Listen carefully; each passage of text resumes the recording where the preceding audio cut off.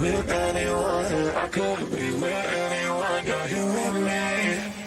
You're here with me. You could be around for You could be with anyone. I could be with anyone. You're here with me. You're here with me. Hey, what's going on, people? How you doing? Welcome to the next stream Speakpipe show. Very excited to be here. Make sure you guys hit that one. Let our brother know that you guys can see me, you can hear me, that I'm actually coming through loud and clear. And I see some ones populating the chat. Thank you so much to Jennifer, Kathy, Ferran. I see you in the house. Lizzie B here. What's up, Lizzie? I'm very excited to do this show. As you guys know, Wendy, front yard, what's going on? Patty, what's up? Very excited to do the show. Per usual, like I said before, this is one of the shows that I like to do because it gives everybody an opportunity to be able to get involved. Not everybody wants to call in. Not everybody wants to jump into the spotlight. Some people like to lay low key. Some people like to lurk, and I'm cool with that too. But if you want to be involved with the show, an easy way to do it is to join the speakpipe.com/my take on reality, and you can leave a message for me. And guys, somebody took full advantage, and we have some of the mixture here. We have folks who wanted to stay anonymous. So one person called in, and not to give away the ghost or anything, they called in, they left a message, and they wanted to get not only my perspective, but they wanted me to pose this to the group. So what I did was I put the question in a Q&A. I'm very excited to see if this works. And it totally erased it, but we're going to go ahead and do it again because that's how we do stuff. Yeah, we'll put the Q&A up. So, it's too long. Okay. Well, we'll do it the old school way. I thought I had a new funky, fresh way to do it, but per usual, things just didn't work out like I planned it. Oh, well. Oh, well. Too bad. So sad. But thank you guys so much for joining me. I see we had some folks saying, remember to give me that HBO special. Click the like button for this live stream. If you're here, you're present, you like what we're doing, go ahead and click that like button. It's just easy to do. And if you get the sooner you get it out the way, the more you can just relax and enjoy the show. Relax and enjoy the show. HBO special, for those who don't know, that stands for Help a Brother Out. It really helps with the algorithm. It also lets me know that you guys are enjoying what I'm doing. So go ahead and give me that like button. And if you want to share the videos that I post, please do that. Especially the Sister Wives stuff for sure, but like any of the Love and Lockup or 90-day stuff, just to get the word out that I'm actually doing it. I do have a plan to do I will be releasing a 90-day fiance video for tomorrow. I'm specifically want to talk about or address some of the tell nothing that's for the last resort. What I'm going to talk about is not necessarily something you have to watch this show for. Just a long, short, give a little preview of what I'm going to talk about. There is a person on the show, a young lady by the name of Jasmine Pineda. She's from Panama. She marries a guy, Gino, who's an American. She gets here. She's here maybe, they're married for, I think, like 3 months. And she's already asking him about opening a relationship up. So she wants to open a relationship up. The marriage, I'm sorry, not even relationship. What am I talking about? Marriage. So this wife went to her husband and said, I want to start getting my bottoms checked by this guy I met at the gym named Matt. And there's been a lot of talk. I even did a video about like the ridiculousness of them opening their marriage up and all that. But I did a video specifically talking about Matt and how ridiculous he was. I want to talk further about that because I don't think it's fair that a lot of times you'll have young ladies, they'll get involved with guys. And one of the strong things that we always say to young ladies who get involved with guys who have children and don't spend their time with their kids, like if he's not spending time with his kids, he can't find a way to get his ass over there to visit with his kids, he's probably not going to make for a good partner. This Jasmine person from Panama has 2 children that she left in Panama. One with her ex, I think it's her ex-husband, and the other child is living with her mom. And even when she was in Panama, she didn't have custody of her children. And this jackass Matt, Playboy side dude Matt, went ahead and put a baby in her ass. And at some point, it goes back to the Star Trek clip, and I might actually put the clip in there so you guys can see it, where Spock says, Spock is the guy with the pointy ears.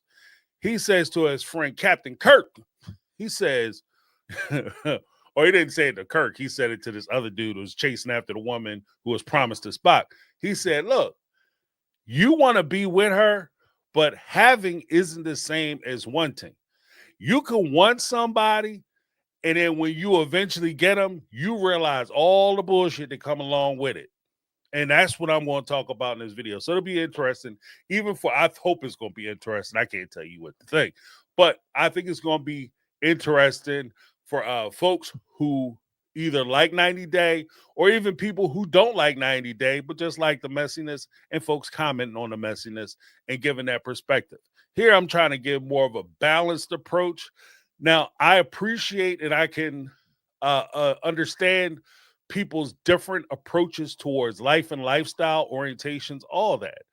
But at the same time, despite orientation, despite where you are as far as your relationship, the rules of your relationship, I think that there has to be a common through line when we deal with things, that we think about it in a equitable and moral sense.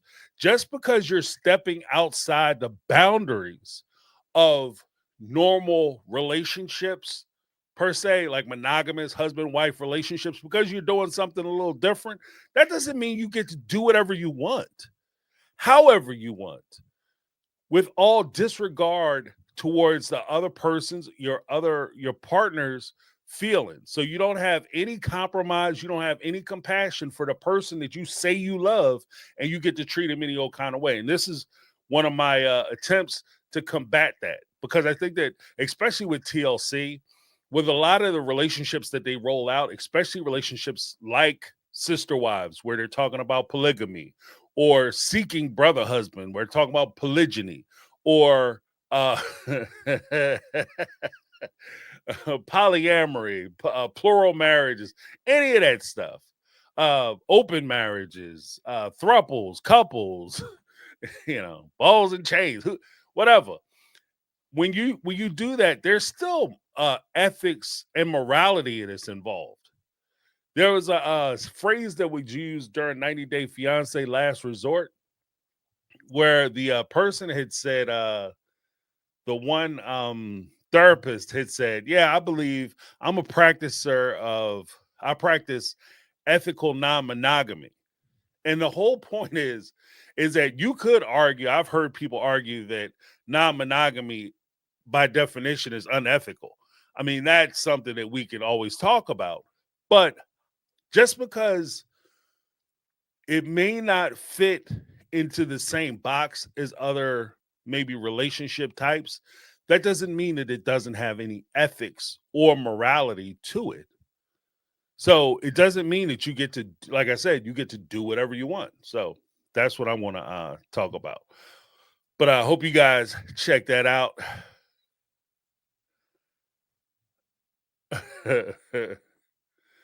Yeah. Yeah. Oh, she already had her baby too. So that baby is here, which gives me even more reason to talk about it. And like I said, I'll give another preview. Like, at the end of the day, you know what I mean? I also am coming at it from a perspective of, I've been around. I've talked to guys, fathers, some of which were in relationships where they had to co-parent with the person that they made a child with. And you always hear like stories of, oh, she crazy, man. Oh, she crazy, dog. Oh, you don't even understand, man. She get on my nerves, man. She just talk all out her neck. She bonkers. She Looney Tunes, right? And one of the things that always strikes me is that when you were talking to her and you were dealing with her, wasn't she crazy then too? Like she was crazy then. Like people don't just become crazy. Like they don't just. Well, I mean, I guess it could happen. Like you lose your shit. Like you lose your mind and wig out. That's possible. You know, they used to call them breakdowns. Like you have a breakdown. Okay, that's possible. But the kind of crazy you're defining is the kind of residual crazy that has been there the whole damn time. Like she's been this way. She didn't just get this way. This is who she was. This is who she is. And you, in your wisdom, saw that and said, I don't care, and jumped in the bed with her. And now you got a child, and now you don't think it's fair that you have to raise a child with this crazy person. There's a couple ways that you can avoid that. Okay, couple ways. One, you can protect yourself. Now, protection can take a lot of forms. And we can't, I guess I can't really get into all the different ways that you can protect yourself, but we all know what we talk about. We all grown folk. Okay. The thing is, if you're dealing with somebody who's crazy, you are still taking a serious chance. Why? Because they're crazy. And crazy people, what makes them crazy is that they're unpredictable. And if they get it in their mind that this is something they want to do and they want to expand the family or create a family with you, then you too could be sitting around in 9 months talking about, I don't know what I'm going to do with this crazy mother. Now, what I found to be the best prevention of having to deal with crazy like that is something along the lines of keeping it in your damn pants, keeping it pushing, keeping it pushing. Don't worry about it because that's 100%. That way, in my mind, like Robin, in my mind, that's 100 freaking percent. Works 100% of the time.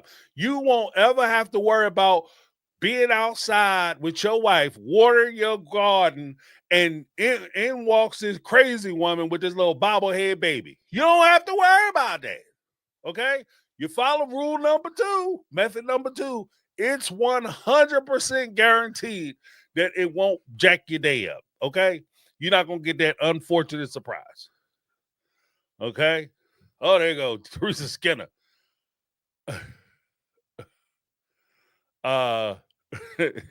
Can't stop cray. Walk away. That's right. Just say no. That's the best way to do it. And that's what, and you know, I don't know. I was gonna do it as a video, but I should do it now. But the whole purpose is you get into these kind of relationships with these types of people.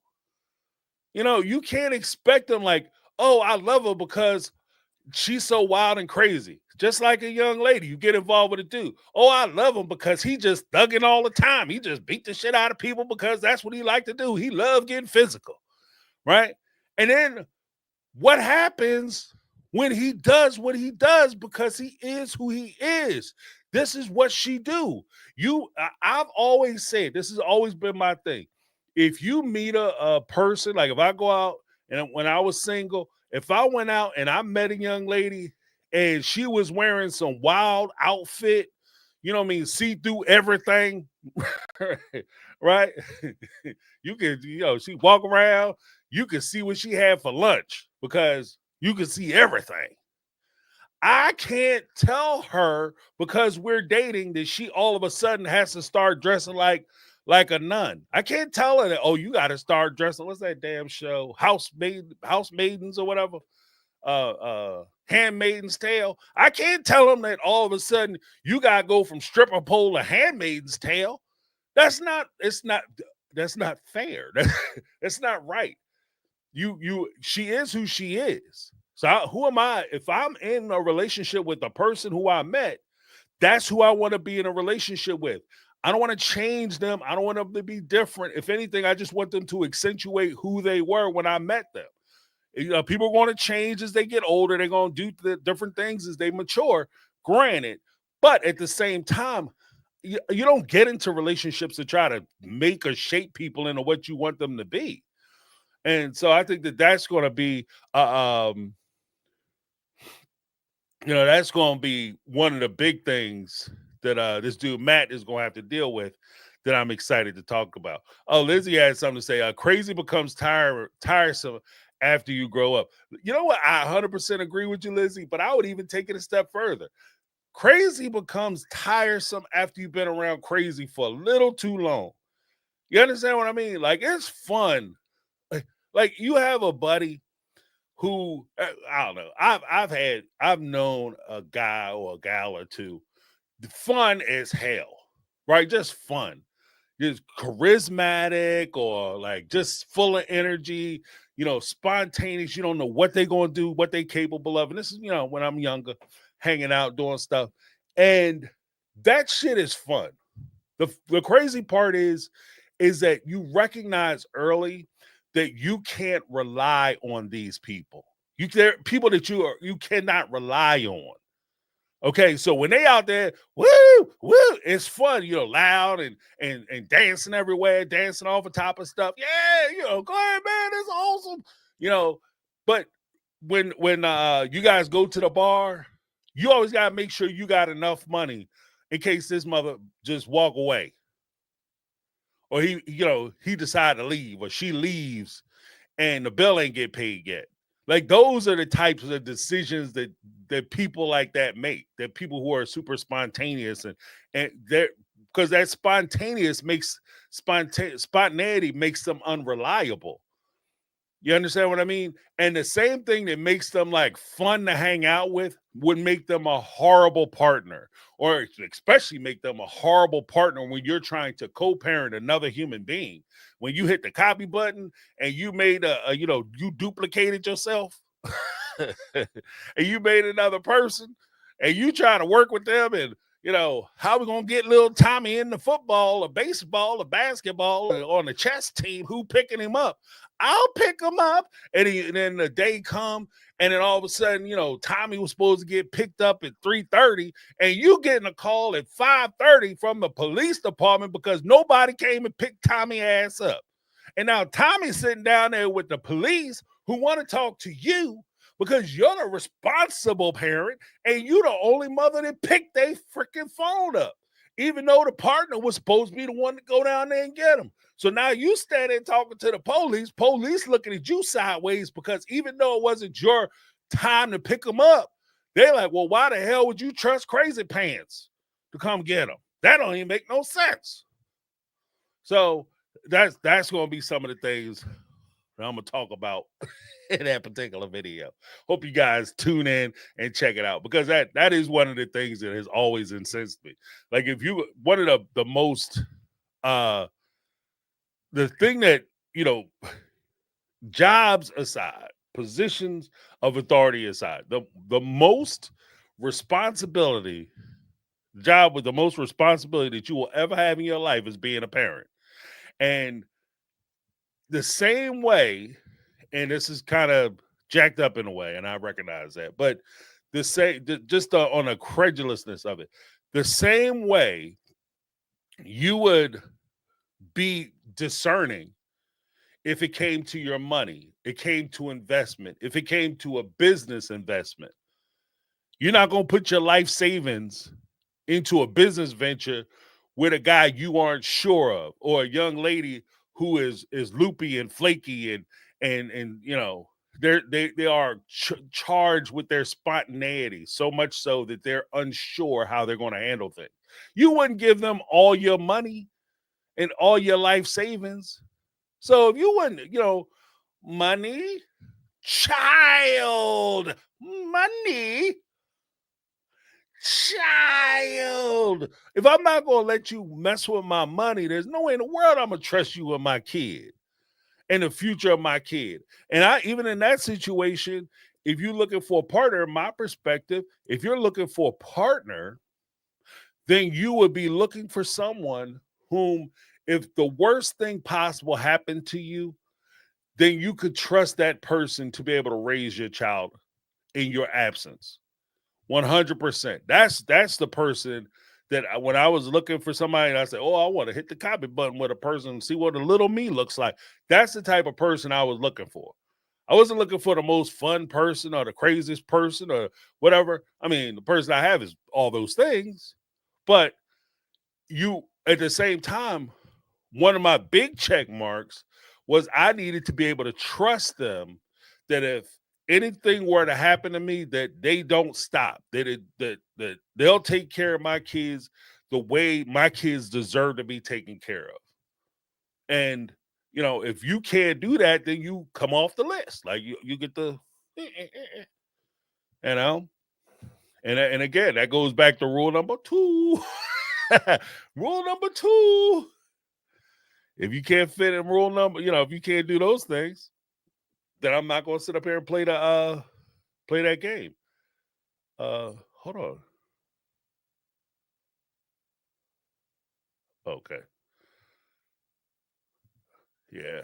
So, Lizzie B, he wants to be a hero opposite of his dad and losing his mom at such a young age. Messed up views on women he wants to protect, but accepts what he's accustomed to. What's this?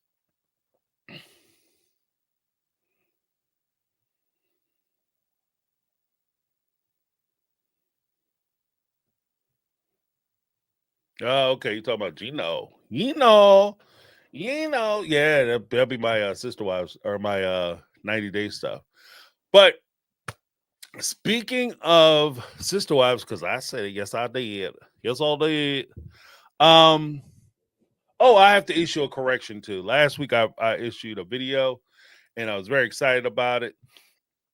And I'm telling you guys, check that video out because there was some clarity that was given to me. It just hit me different because I thought I saw the clip before, but I wasn't sure. I don't know what's up with it, but it just hit me different that what the Cody and Robin did as far as the COVID rules and as far as they were concerned, that whole thing with the nanny getting sick, it falls into 3 categories for me, basically. One, the the fact that Cody trusted the nanny, but he didn't trust his kids or his family says a lot about where Cody's mindset was. 2, the fact that the nanny supposedly went out and got sick. And the one thing that Cody was so afraid of and so angry about particularly with Gabe and Big G's Garrison was the possibility that they would bring the virus to his house, and he would, if one of them made my child sick and something would happen to him, I'd never forgive him. Right? But then the nanny supposedly brought the virus to the house, prospectively, possibly, but it turned out to be a false alarm, and we finally got together. We finally got together. That was Robin's. And Cody was justified in all the things that he did because we finally got together. And then we almost got sick because the nanny was sick. So you had that. But then I didn't see that same vitriol or vexation towards the person that brought COVID into the house that supposedly knocked the whole family out with everybody except for Aurora basically knocked on their ass in Robin's house. And it almost took Cody up out of here. Robin, she was supposedly so sick that she was in the hospital filming herself. I mean, she was in the hospital bed, barely breathing.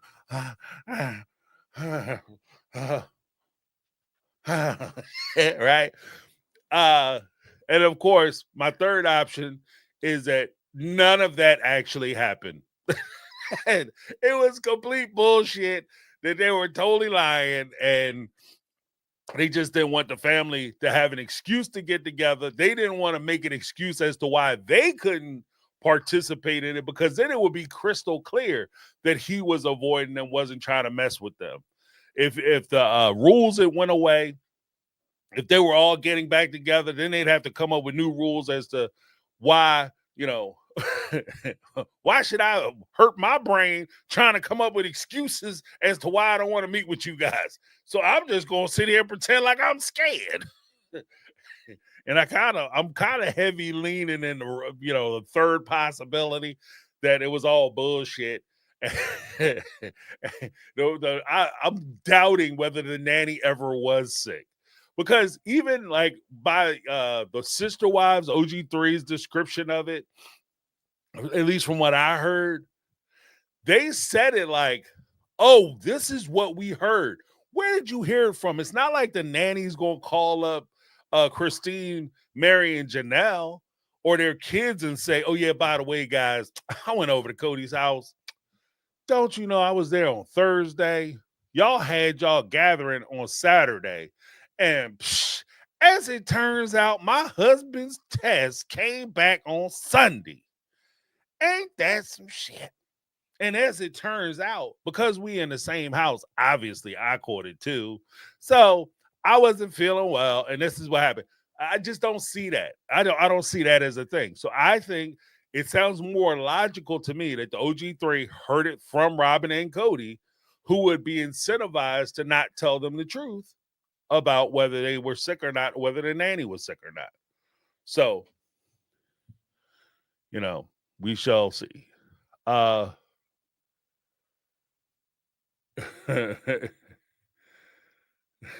What's this? So sick she was not admitted after being accessed to a day clinic. Yet she was wasted away. Drama queen. Yeah, she was. Yeah, she was that. And the most terrible part of that whole thing is, I think it's weird that you go to the hospital, you complain of like these symptoms. And if she has a condition, which would be like one of the conditions that they were worried about, it's not even necessarily that you're sick. It's just that you potentially could have complications. So it's kind of like at that time, because I remember like that at that time, it was a scary time. So hospitals were very funny about it. Like if it's almost like if you go into an emergency room and you have a guy who has a pole through his shoulder, like he's sitting there literally with a pole in one part of his body, through his body and coming out the other side of his body, right? And you walk into the room and there's somebody else sitting there holding his left hand in his right hand, okay? Like gone, like just, they call him Lefty from now on. Like, you understand what I mean? You walk into an emergency room, if you walk up to the front desk and say, yeah, I'm having chest pains and I'm having shortness of breath and my arm is a little numb, you will jump past all those people. Like they'll jump you past everybody, because there's certain things in the emergency room which trigger certain other things. Like if these guys are stable in the obviously they hurt like shit. They probably screaming their ass off. But if they're stable and maybe the bleeding is slowed, maybe they're waiting for OR to open up or whatever the case may be before they admit them and bring them back to sit in the back room. Because everybody know when you go to emergency room, just because you get past the the reception area and they call you back, yeah, you still might be there for 2-3 hours. This is just the first leg of your journey when you sit in the emergency room, amongst everybody out there. They put you in a little curtain room, take your vitals, and they ask you what happened like 50 times, trying to fuck up your insurance claim. Was it your fault? Did you do it on purpose? And then, off you go. But you'll get bumped back to that back room if you say you having some issues, certain things will trigger it. And if, during the COVID time, if you went in and said that you were sick in such a way, or you had a certain condition and you have the virus, like you tested positive, you might get a bed. The problem that I have with that, if you're not really in need or sick, you could be taking a bed away from somebody who actually needs it. And I didn't see where Robin was, I don't see everything. They don't show us everything on the show. But just from what I saw on the show, it didn't look like she was that bad off, And so you legitimately could be taking a bed away from somebody who could be on their way up out of here, because you tired of tending to Cody's ass, Robin. Yes, Cody, we're both sick. I know, Robin. I'm thirsty. Go get me some water, Robin. Cody, we're both sick. I know, Robin, but I'm way worse than you. And she got tired of that shit. So she was like, I'm going to the hospital.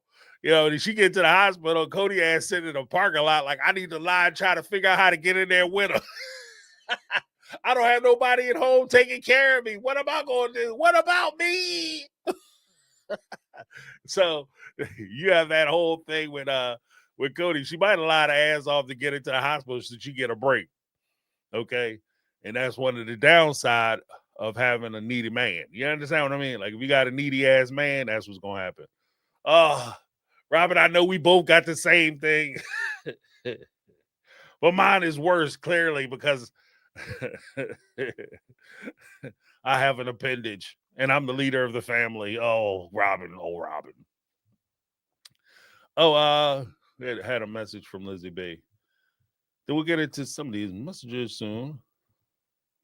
Okay, yeah, Lizzie B, stay tuned. There will be a membership gifting during the live stream. Make sure you are eligible to receive one in your YouTube settings. Selection at random. Let's get it. Basically, what happens is that Lizzie B is kind enough. She sometimes during the lives, she'll donate a membership to some of the folks. Appreciate you, Lizzie B. That's awesome. Thank you so much. And it gives folks an opportunity to have the membership. But the just in fairness, I gotta figure that reminds me. Hold on one second. What happens is that gives oh yeah, I'll go through that in a minute. I'm very excited. I just remembered something. That will give a random person an opportunity to partake in a membership. Now, the way it works is that I don't have any control over it. It's all done through YouTube. So YouTube decides who gets the memberships and whatever. But thank you so much, Lizzie B. That's awesome. You just reminded me. I am going to try to see if I can gift the membership too. Yeah, boy. Yeah, just so you know, the membership lasts for 30 days. But that's so nice of you, Elizabeth. I appreciate you. And Sarah said she gave me one. What?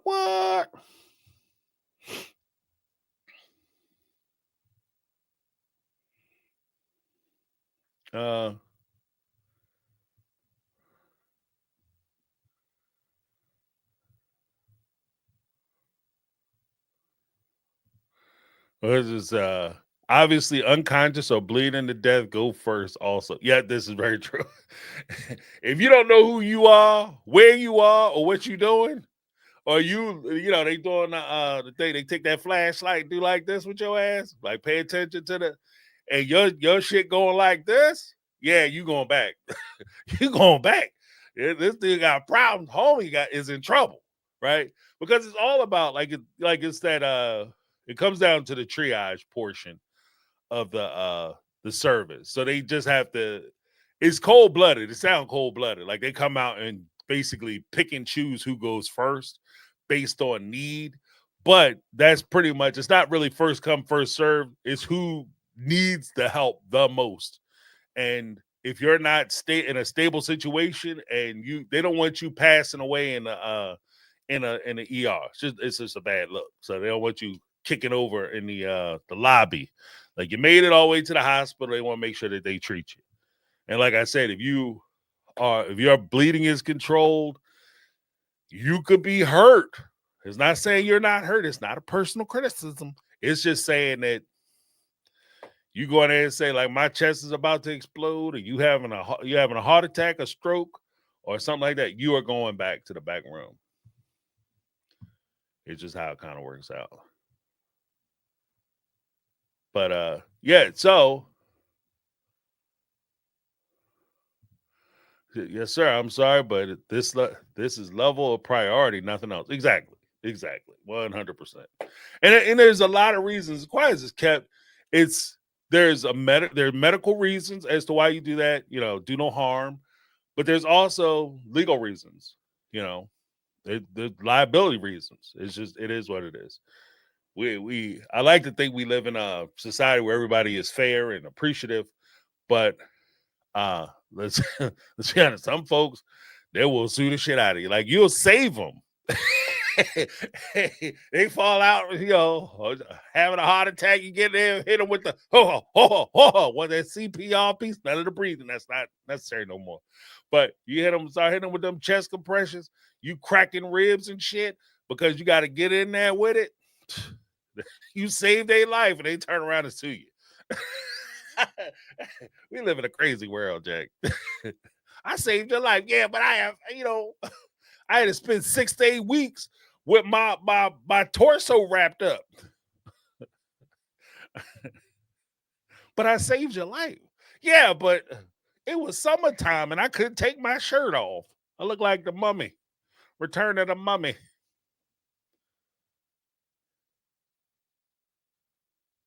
Oh, what's this? Good evening, James. I would like to hear your take on Christine's lawsuit regarding Truly. Do you think possibly that David wants to adopt Truly? Wouldn't that be karma? That would be cold-blooded. It would I would laugh just out of spite. But in reality, here's the thing. I'm not a big fan of taking away parental rights from people or denying parents who actually want to be involved, right? And as crazy as this may sound, like my gut reaction to it, like I said, funny. It would be, what? Because it's not that Cody wants to see her. It's just the fact that now he can't, What do you mean I can't see her when I want to? You were driving by her house every day you went in town. You drove past her house. But I think that when it comes down to it, Truly is old enough to know who her father is. And she's old enough to make her choices. And sometimes as a parent, when you are trying so desperately to protect your children from certain people like wayward parents or whatever, you can actually put them in a position where you strengthen their positions. You strengthen their laziness. You steel man them. And what do I mean by that? What I mean by that is this. Cody, says that Christine makes a move to try to strip Cody of his rights. He fights Christine for Truly. Now all of a sudden he can say, well, it's not that, I never wanted to see you or never wanted to spend time with you. What it was your mom didn't want me to spend time with you. That's why she took me to court and tried to strip my rights away. And then I had to fight tooth and nail, spend tens of thousands of dollars on lawyer opportunities because your mom was trying to keep me from you. And that's something that they could use. Because let's be honest, most of these parents who are deadbeats and they don't spend time with their kids, they aren't going to tell their kids the truth. They aren't going to sit there and be like, yeah, you know what? How come you ain't come and see me on my 16th birthday, Dad? How come you didn't come to my graduation, Dad? Because I was too lazy. When I went to the prom, Dad, daddy-daughter dances, you missed that, Dad. How come you didn't show up? I was playing around with my new family. Because I'm an asshole. That's why, that's never going to come out of their mouth. It's always going to be some kind of excuse, something that the baby mom was doing or something that the custodial parent was doing, which was keeping them from being able to spend time or see their kid. And so I like in this particular instance, I don't think it's necessary that David take her to court because like I said, even with Robin's kids, if you're doing it, and you're legally doing it, or legally or not legally, you're just around. You're filling in that gap. When that child looks at you, they will see you for your effort, for your presence, for what you were and what you meant to them. The legal documents don't mean jack shit. So by the legal documents, Cody is still Truly's dad. 100%. He's still her father. But if, David is the one who picks her up from school, David's the one who sits down and does homework with her. When she gets her heart broke, when she, Truly's of that age, when she go to school and she see little, rusty bottoms and, he does something or says something or she does something or says something that upsets her or whatever. David's still going to be the one that sits there and has a conversation with her about it. He's going to be the one doing it day to day. David's going to be the one who's there. He's going to be the one tucking her in at night. He's going to be the one making sure she gets back and forth to school or to her little activities or when she wants to ride somewhere. David's going to be the one doing that. Like he doesn't need a legal document to say that he's her father. As long as he fills that role and he fills that position. In fact, I can respect David because he said that at one point he said, "I'm not trying to replace Cody." You know what I mean? My perspective, if I was walking into that situation, I'm not trying to replace their father. Their father is their father, and their relationship with their father should be strong. In fact, as a person who would walk into that relationship, I would advocate for the father to see the child as much as possible. I would want him to call her up, and I would pick up the phone. I've been with somebody before who had children, and the young lady I was with was having difficulties with their child's father, and I talked to him on the phone. Let me talk to him for a second, because he called up complaining about child support, and I'm like, "Fuck all that." Oh, pardon my friend. Like, bump all that child support, that money stuff. What you need to do is start making sure that you bring your ass around here and start hanging out with these kids. You want these kids to know who you are. Right now, I'm doing a lot of this stuff, but you want to make sure you're doing it. Because at the end of the day, you're complaining about me being around, but you're not doing shit. You're not trying to be there. So if I'm not around, it's just not getting done. You should be fighting for your child. You should be fighting for your child and making sure your child is okay. You're in here fighting about dollars. That shit don't make sense to me. You should be fighting for your child and spending time with your kid. That's your responsibility. That's what you signed up for. Right? So, I'm just at that level. Like especially you're entering into a family. I'm here, like, especially for me, if I was entered into a family and a person already had children, I'm a bonus. I'm an additional. I'm there to supplement. I'm there to add to, right? And if necessary, I can step in and do all of it if that's what it takes. But at the same time, you'll always leave room for that person to come back. Hopefully, Cody is old as a fucking pardon my French. It's starting to get tasty. Cody is old as he's old as a shoe. Like, he's old as an old shoe. So at this point, you kind of are who you are. You fully cooked at this point. So if he's not really determined to be part of his kid's life, and especially with the tragedy that happened last year, I don't know if that didn't shake your ass loose. I don't know what else could do it. Like, I don't know what else has to happen to make him say, I need to start stepping up as a man and take care of my responsibilities. So, I mean, with that being said, I would still leave room for him to come around. You want to see her, and especially, right now, I don't know where Truly is. I know that when they left Arizona, Truly did want to spend time with him. I don't know where she is now. I don't. And where I would be concerned for him and where I would be talking to him is, you want to get over there before she no longer has the need or desire to see you.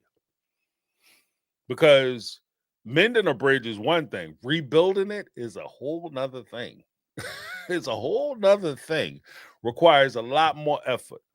So that's kind of where I'm at. I appreciate the karma, though. I do appreciate the karma. I'll add it this way. I'll put the bow on top by saying this. You know what the true karma is going to be? For me, the true karma is when Cody and Robin first tried to get custody of the kids. How they were able to do it is they threatened the kid's father, Robin's ex-husband Preston. They threatened him financially because they used the finances as a lever. So it would be funny to me that at some point Christine is able to hit him financially. That's where I think the karma is going to be. But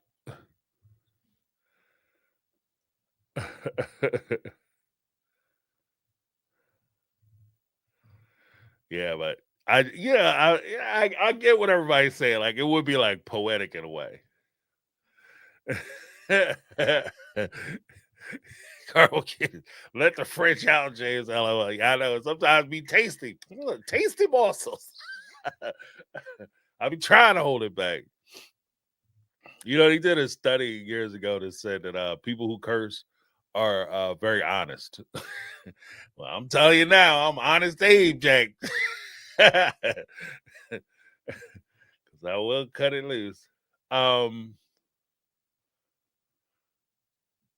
Oh yeah, let's get some more likes in, y'all. My sad face. What's this? And Cody, after they had COVID, saying that those people who just said that they just lost their smell and taste being so dramatic, you don't know what I went through. And we don't care, douchebag. Yeah. You don't know what I went through. I use that picture all the time. Might have to bring it back. You don't know what I went through. Like, look, I like I said, I have my complications with COVID, but I'm not gonna sit there as sick as I was. I would, there are people I didn't have smell. I could taste, especially that would hurt my feelings if I couldn't taste nothing because I like cooking, but it would have hurt. Like, I lost my sense of smell for a while. Everything smelled like plastic, for a bit. And I was sick. I'm not even gonna pretend like I was ready to kick off because that's bullshit. I wasn't. Like, I wasn't that sick. Right. Man up. But I would never complain about where I was. Okay, because there are people who legit aren't here anymore who had the 1-9. So how do I sit there and I'm here, I'm fine, I can continue moving on with my family? How I'm gonna sit here and talk shit about how hard I had it when there are people who aren't here anymore? People lost folks. I knew people who passed away personally. I know people who passed away and we couldn't even bury them as a family. Like, people in my family passed and we couldn't even bury them as a family. Like, they didn't allow for remember how it was. They didn't allow for large gatherings and none of that. So people were basically buried almost in secret. So no, they didn't pass from COVID, but it's just things like that. Like, who am I to sit around and complain? I didn't go through none of that. Was this? Hey, James, how long do you suggest Christine wait for Cody to come around for Truly? It's hard on her to deal with Truly's emotions if she was waiting on Cody or if she was wants David to adopt her. Well, see, the thing is that I don't think David ever has to adopt her because she has a parent. Like, Cody's still around. And I don't think, like, if in this type of situation, this is why I'm a big proponent of there's a point where you want to protect your kids and you don't want them to feel like the person doesn't want to come around. But I think that has to have its limitations because the best medicine for the child is for them to understand who the people are, who the players are. And I think that in this particular case,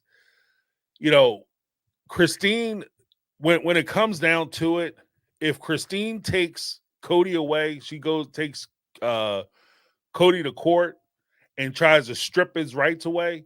If she's successful, then she stripped his rights away. And even though a court said that he can't see his kids anymore, when push comes down to shove, that's not going to kill Truly's feelings. If Truly feels like she wants to be a part of her father's life, because one of the more challenging things and more heartbreaking things when you deal with these types of situations is recognizing that for a child to hear and have to deal with the reality that their parent doesn't want them, that's a hard pill to swallow.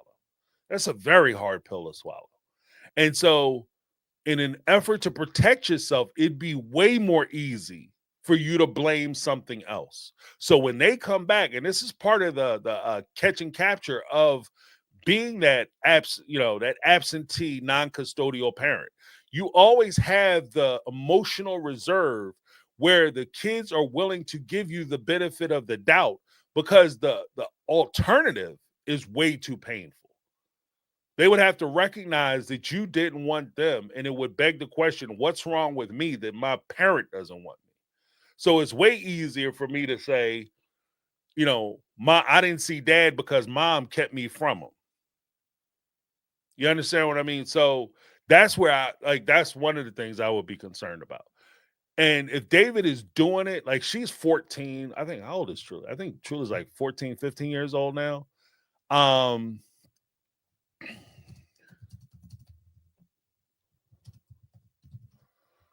old is Truly Brown? Let's see. They might have said it. Today, Truly is 14 years old. So she's 14. She has 4 years. By the time they got through a court case, like you're looking at it like at least maybe 2 years for them to try to get through like a court case and get to a point where they could adopt and all that. Like she would be damn near 18. She'd be damn near grown by that time. Like I don't even think it'd be worth it. Plus she knows everybody involved. Like this, like the adoption and that kind of thing will be more for the viewers than it would be for Truly. Like just in my opinion, like I don't think that because if David's around and he's doing it, like he's doing it. And that's another thing. Like I wouldn't put that on. I wouldn't put that on somebody. Like if he doesn't want to do it, I wouldn't put it on him. Because what if you say, okay, you're here and I want you to adopt Truly. No, I love Truly, but I don't want to adopt her. I got my own kids and grandkids, and I don't think that that's right. Like if he's around, if Cody's around, he's living and he's breathing. And if he ever wants to be involved, you leave the door open for him to come back and be involved. But he has to walk through that door. Like that's the whole thing. Like as a non-custodial parent, as a parent who even potentially could be absent, it's on you to walk through that door. Like they can leave it open, they could leave it cracked. You might have to, let's be honest. If you leave, especially for an extended amount of time, you may have to jump through some hoops in order to get back on the schedule. Okay, it's not going to be you pick up the phone and all of a sudden they just making the child available for you to come swing by and come pick them up whenever willy-nilly you want to. They're most definitely will be some hoops that you're going to have to jump through. You're going to have to do some things in order for you to establish that you are a responsible person, that you are ready to take on this whole thing. Because as the custodial parent, your role is to always make sure that your child not only has safety and security, but that they have consistency. So you don't want somebody who's like flashing in and flashing out of their life whenever they catch the hot feeling they want to, be a parent. I want to be a parent during the summer because, or most likely, especially depending on your age, I want to be a parent during the holidays. So, October, you start getting your calls probably about, second week of October, so that way they can come around and see the Halloween costume that you bought. And then Thanksgiving, you'll get they want to be on the rotation for Thanksgiving. Well, we got to figure out what we're going to do for Thanksgiving because, my mom want to see him and she got cousins and stuff over here. And then so you got to do the Thanksgiving thing. And of course, Christmas, they're going to have the whole family together and we got to be all together for Christmas. And I need to see my kids. You can't keep my kids from me. So you're going to have to do that. Right.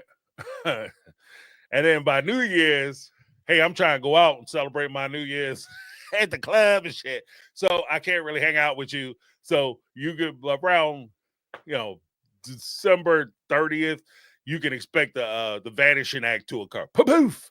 And then, maybe leading up during some of the more cold months of the winter time, you might get some sporadic calls. And then by the summertime, gone. Disappear like Kaiser Sose. You can't find their ass until, again, about October, mid-October. Like that could be a thing. But it's just, you're going to come together and then every time you disappear, you're going to want to come back and then you're going to want to disappear again. That's not consistency. That's not good for the child. You know what I mean? That's how I feel about it. It's just not good for them. Because when you come back, because you were gone for so long, you're going to tell them all kinds of bullshit about how you're going to be around and, things got messed up and you got busy, but you're going to be doing a whole bunch of stuff and you're going to be Papa promises, making all these promises and all the stuff you plan on doing when you get the opportunity. Then all of a sudden, boom, the sun hit nice and good. It's warm outside. The barbecue grills is fired up. And all of a sudden, they ain't got time no more. Right? And then you keep doing that, like that's a hard dance for them to do. But at the same time, the child's got to understand that you aren't as a custodial parent, one of the hardest things to do is to balance the consistency, the compassion, and make sure that the non-custodial parent has a way to see them. But at the same time, you can't shield them and protect them, because then they start to feel like the other parent does want to see them and they are making an effort, and you can protect them you can protect them right in a heartbreak, basically. You know what I mean? And that's where my concern would be. Like I would want to protect them into a broken heart. So you think that you got, basically you think you got this joker on your team, mama, papa, sometimes there, sometimes not. Summer daddy, sometimes he's there, sometimes he's not. You know what I mean? And you think they're on your team, then you find out the hard way that you're a convenience. Your time is a convenience. And that's a hard pill for a child to swallow. It's a hard thing. But you just have to do. There's no easy remedy to any of this. Certainly, we're not going to solve it on a live, even if I did it for 12 hours. Like we won't be able to go through the ins and outs and many variations of what this could look like. But just as I'm just giving like hard and fast rules, like from where my gut is.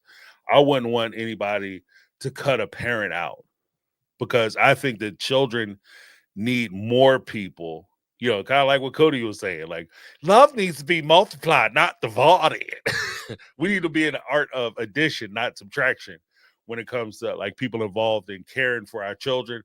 But you want to make sure that when we talk about addition and subtraction, we also want to make sure that we surround our kids with positives as opposed to negatives. Forget the subtraction. We just don't want them to be involved with negativity. So removing them from that is hard enough. And I think that that's where a lot of the challenge comes in with dealing with it, especially with families when you're trying to co-parent, that's where it becomes like super difficult. Like this shit is like working with Mercury. It's not an easy, it's really not an easy, hard, fast rule. Like always let them back in. When they call, you take them over. Like there's no hard, fast rule. There's always like variations and different things and different situations which could occur. The dude could, maybe he wants to be involved. Maybe he's desperate to be involved, but he got a habit. Maybe she wants to do this stuff, but she is reckless. First dude that called up, she dropped everything. Her ass sitting on a bar stool. One of the saddest things I heard when I was a kid was there was this girl. I'll call her a girl, but she was a young lady. She had a baby, and I never saw this personally. But from what I understood, she liked to go out to she would go to the bar, and she would take her baby in the car seat and set her baby up on a damn bar stool. And be sitting there, because she got to be out carousing. Terrible. But that's the kind of stuff that, I mean, sometimes people, the unfairness of the world, and I think I might leave it at this, but the unfairness of the world, sometimes people have kids who really shouldn't have kids, and people who desperately want kids and would be outstanding parents. It's just not in the cards for them. That's one of the cruelest things of that's one of the cruelest things I've seen personally. It's just a cruelty. Like the world can be a cold, cruel place. Like I've seen shit parents who absolutely, they shouldn't even be in a room with a child, much less have a child, be responsible for a child. And I've seen parents, like I knew this one guy, story time. Him and his wife were desperately trying to have babies. And she had like, I think 3 or 4 miscarriages. And the last miscarriage that she had, it was so bad. Like she went down. He scooped her up, put her in a car, drove her to the hospital. He walks her into the hospital, carrying her to the hospital. Blood like from waist down. She's just drenched in blood. You know what I mean? They lost that last child. And she desperately wanted to be a mom. And every time she lost the baby, broke her heart, but she kept trying, and it just got worse and worse and worse. Like it was just it makes me sad even thinking about it. But yeah, I mean, they would have been outstanding parents. And then at the same time, you know, I think it was that same week, you know, you see somebody in the paper and you know threw their kid or did something wild with their child in the newspaper. You know, back in the old days when we used to actually read the news. You see stuff like that, and it would just be like, the world is just not fair. It's just not fair. But yeah.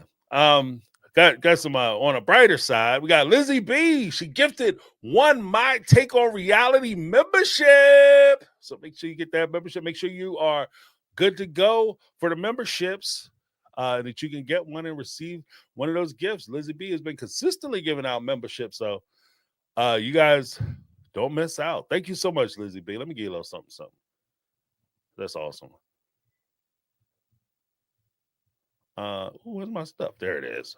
Oh, here it is.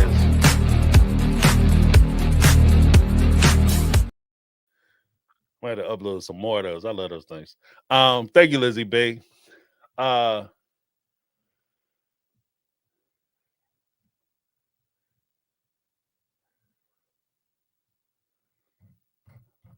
Oh shit. Let me just okay, so we have sorry guys, went off on a little bit of a oh, is this as James says, when he's front yard. As James says, we really don't know David. It's scary how quick Christine moved her teen daughter in with basically a strange man. Yeah. I mean, I don't hate on anybody's happiness. I mean, maybe she, you know, she might know him. She might pick up better stuff. Just as a rule for me, though, that would be a red flag. I'm not gonna bullshit. Like if it was my daughter, like me and my wife weren't together anymore. My daughter was like real young, like 14 years old, and you know, she met some dude, and then she talking about like within a month, she talking about living with him. Like, that's fine. You can move in with his ass. What time I'm picking baby girl up? What time I'm picking baby girl up? Shit. Because she ain't gonna be there. Not today, sir. No, ma'am. No, ma'am. We're not doing that. But I mean, and this is one of the things that I was trying to let it go. I can't let it go. This is one of the things that burns me up about Cody. Like, I won't even say Cody. Guys who come off as guys who are as Cody appears to be on the show, right? You don't give a shit. Okay, you guys gotta let me go on the French for right now. You don't give a shit what happens with these kids when you walk your ass out the door. You don't care, okay? You don't call, you don't come by, you don't stop by, you don't drop by, you don't drop a piece of mail, nothing. Email, nothing, right? You're driving by a house every damn day. You don't give a shit. You don't pull your car in there. You don't even drive by, wave, honk the horn. None of that. But the second this woman who you've left with this child, she go out and start seeing somebody else, now all of a sudden your ass got all kinds of opinions. Oh, you can't see her. Oh, what you doing? Oh, you can't have him around my child. You can't do that to my child. Where was all that concern when you left? Where was all that concern? Like, dude, you could come around today and pick that child up, but you're not interested in it. The only thing you're interested in doing is restricting who she can see and who she could be around. That shit burns me up. That burns me up. Oh, I can't stand that shit. If you didn't want to, if you want to have a say, you got to be around. You got to be around. What's the rule of thumb? If you want to have a say, you can't decide what's on the menu or what's for dinner if you don't have a seat at the table. If your ass don't want to come and sit your ass down and partake and participate in the raising of this child, then don't say shit. Don't say shit. Keep it to yourself. Keep it pushing, baby. They're right there. Keep it pushing. That's my first thing. The second thing, just as a general rule, if you're not with somebody, that don't mean that you don't have a say and that you don't keep your eyes open. The best way for you to protect your child is for you to be involved with your child's life. You be around. So that way, if Mr. Henry, Uncle John, Mr. David, or who the hell ever is coming around your child, you there.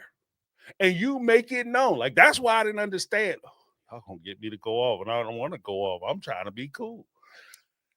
This is why when the thing that burnt me up more than anything else, David and Christine was already living together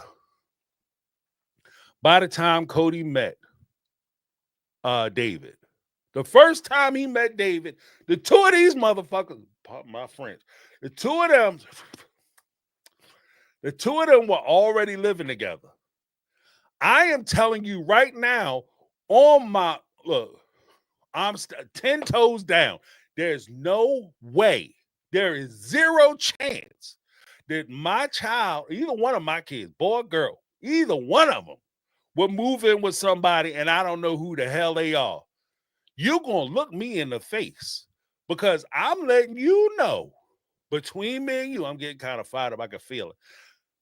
I'm letting you know, between me and you, that if anything happens to my child when they under your roof, this will be the last thing you see.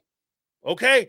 I'm letting you know. I'll put a smile on my face. I will be pleasant. I will be kind.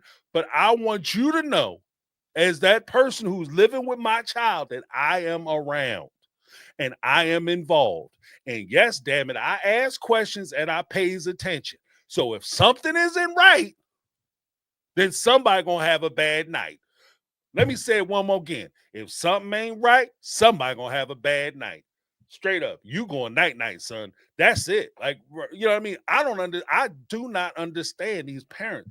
How do you have your child out here? You be involved with your kid as not just obviously you're involved with your child for the benefits of your wisdom, your guidance, your presence, and all that encouragement and security, all that. Just on the sake of security, you stay involved with your child. You stay in contact with your child. If anything happening that it seemed kind of janky, seem a little funny, things seem wish-wash, dude come in there, all of a sudden, mom Christine is out and she's at work or she checking out a new B&B, Airbnb, and David is watching. And for some reason, Mr. David decided he going to use the hallway shower, a hallway bathroom, and he going to walk through the house wearing a towel or some shit or his drawers and truly feel funny about it. If she want to call me, I'm around. That's where I would be as a parent. If you feel funny, something happening there, it don't even have to be wrong, baby. If you don't feel right, you can call me and I will be there in 5 minutes. Straight up. And that's not even like, please don't get it twisted. That's not even me saying I'm threatening people and I'll do something to somebody. I'm just saying, if something ain't right, you call me. If something don't feel right, you call me. If you just want to talk to me and say, Dad, how you doing? I'm doing good. Call me. I'm here for the good times too. It ain't all about the threats and the violence and the righting and the wrongs. It's about just being around. If you just want to call me and talk to me, we could call me and talk to me. I'll talk to you. I like talking, obviously, right? But ooh, yeah, when it come to your kids, if you're not with the other parent, you stay in touch with that child. Because when they go over their house, you want to make sure, they got people coming in their life. I want to meet them. I want to see who they are, what they about. Because I'm not getting, like in a situation where, my situation, my wife, if she was my ex-wife and we have children together, I'm not getting digmatized by the dude. Like he ain't saying shit to me that's going to amaze me and wow me. Like I'm looking at who he is. I have no investment, no emotional investment whatsoever in this person. Zero.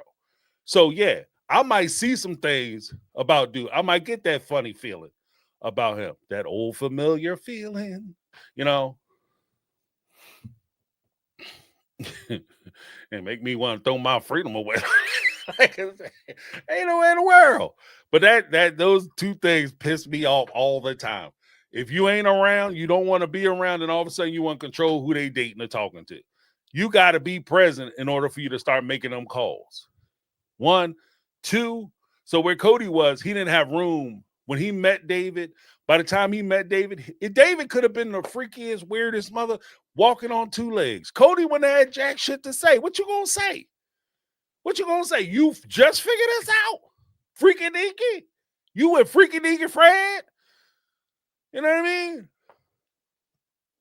Wears damn underwear on the outside of his pants like an old superhero movie. Shit. And you just figured this out? Now it's like after she moved in his house and been living with this dude for 2-3 months, that is not the time to figure out that my man got, he like walking around in his drawers. That's the wrong time to figure that shit out. After your child been exposed to it for 3 months and you ain't been taking the phone calls. Like, and then that's the whole thing too. That's the importance. Y'all about to get me to preach on this. That's the importance of you going by and staying consistent in your child's life too.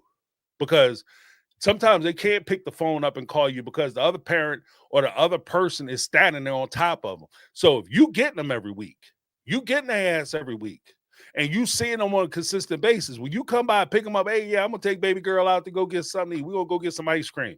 Come on, hop in the car. She get in the car with you. She might look you in the face like, yo, this dude is a freaky joint. He got short eyes. My man is, he a weirdo.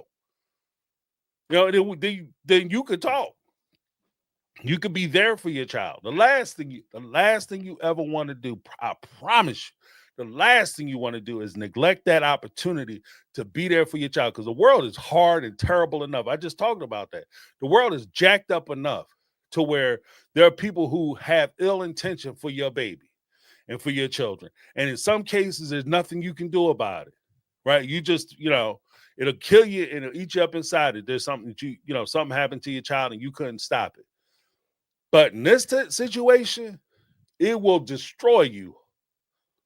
It should. It should destroy you if something were to happen to your child and you could have stopped it. If you just would have took fucking 5, my friend. If you just would have took 5 minutes to go ahead and go check them out and make sure that they okay, that will kill you. So no, I don't play that game.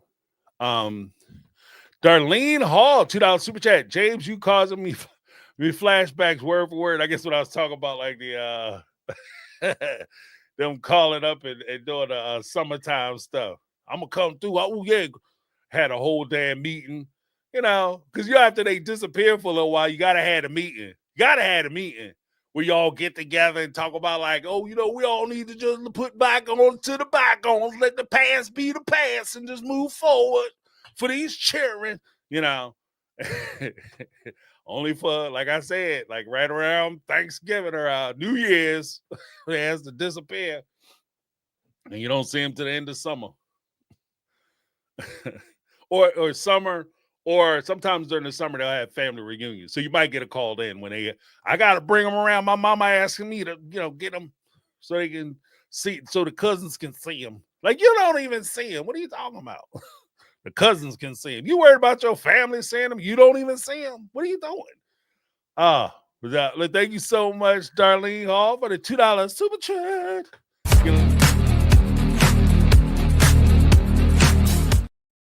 All right. Thank you so much, Darlene. Appreciate you. And we have Carmel Cuties, $5 super chat. Thank you for that perspective, James. I appreciate getting a male side of things. Thank you so much, Carmel Cuties. Like I said, none of this stuff is hard fast for me. Like, it's a lot of these situations are way more complicated, and we could probably go in and out, back and forth on a lot of this stuff, especially situation by situation. Not everybody's situation is the same. Some people, you wouldn't put, like I said, you wouldn't let you wouldn't put a pit bull in their presence. You know what I mean? Like, forget a baby, like a baby. But I'm just trying to be as fair to, and equitable to everybody as possible. Not only the the parents, but to the child as well, because that always has to be a concern. Like, how will they take, some of this? Because it's always like, as a parent, you want to protect your child away from like the heartbreak of having to deal with somebody, especially when they're not consistent. And you want to cover for them. Like, that is a thing. Like, that cloak of charity bullshit, that is a thing. Maybe we, as normal people, we don't call it the cloak of charity. We just call it covering ass, right? We cover for people's things so that we can protect our kids. I can see a custodial parent covering for a non-custodial parent because they don't want to tell their kid, yeah, your mama ain't shit, your daddy ain't shit. Like, you don't want to say that. You know what I mean? You don't want to say that to them because you don't want to hurt their feelings. But, it's true. You don't want to hurt their feelings. And you trying to cover for them, but at some point the kids have to see what it is they dealing with. And it's not even so much a point of being cold.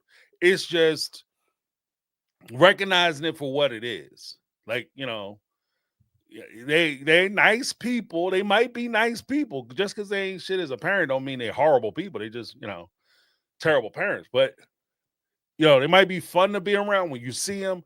And that's one of the kind of trappings too, is that sometimes the non-custodial parent, because they don't have the child all the time, when they do get the child, it's already built in that I'm planning to get the child. Like, say I have a child and I don't have custody of them and I don't see them all the time, but I know that for like the week of August, I get them for a week. That's going to be the most action-packed, fun week of the year. Right? We're going to be doing all kinds of shit. We're going to go on vacations. We're going to go to some amusement parks. We're going to go to the movies. We're going to do all the fun stuff in that week. Be a week, 2 weeks. Be the most action-packed 2 weeks ever. And you can be that fun parent. And the custodial parent typically is the not fun parent because they have all the responsibilities. And so that's also some of the things that you're combating with, because how do you tell your child that the fun parent doesn't want to see them all the time or doesn't make time for them? They say they want to see them. They say they want to be around, but they don't make time for them. You understand what I mean? But then when they see them, it's all like, oh, you my world, you my everything. Oh, I love you so much. Me and you, dog, I'm willing to go to jail for you and all that other shit, right? All the cliches that parents say, they'll say it to their kids, but they don't put it into action. And that's the problem that I think a lot of where it comes in at. But thank you so much. Let me get a little something.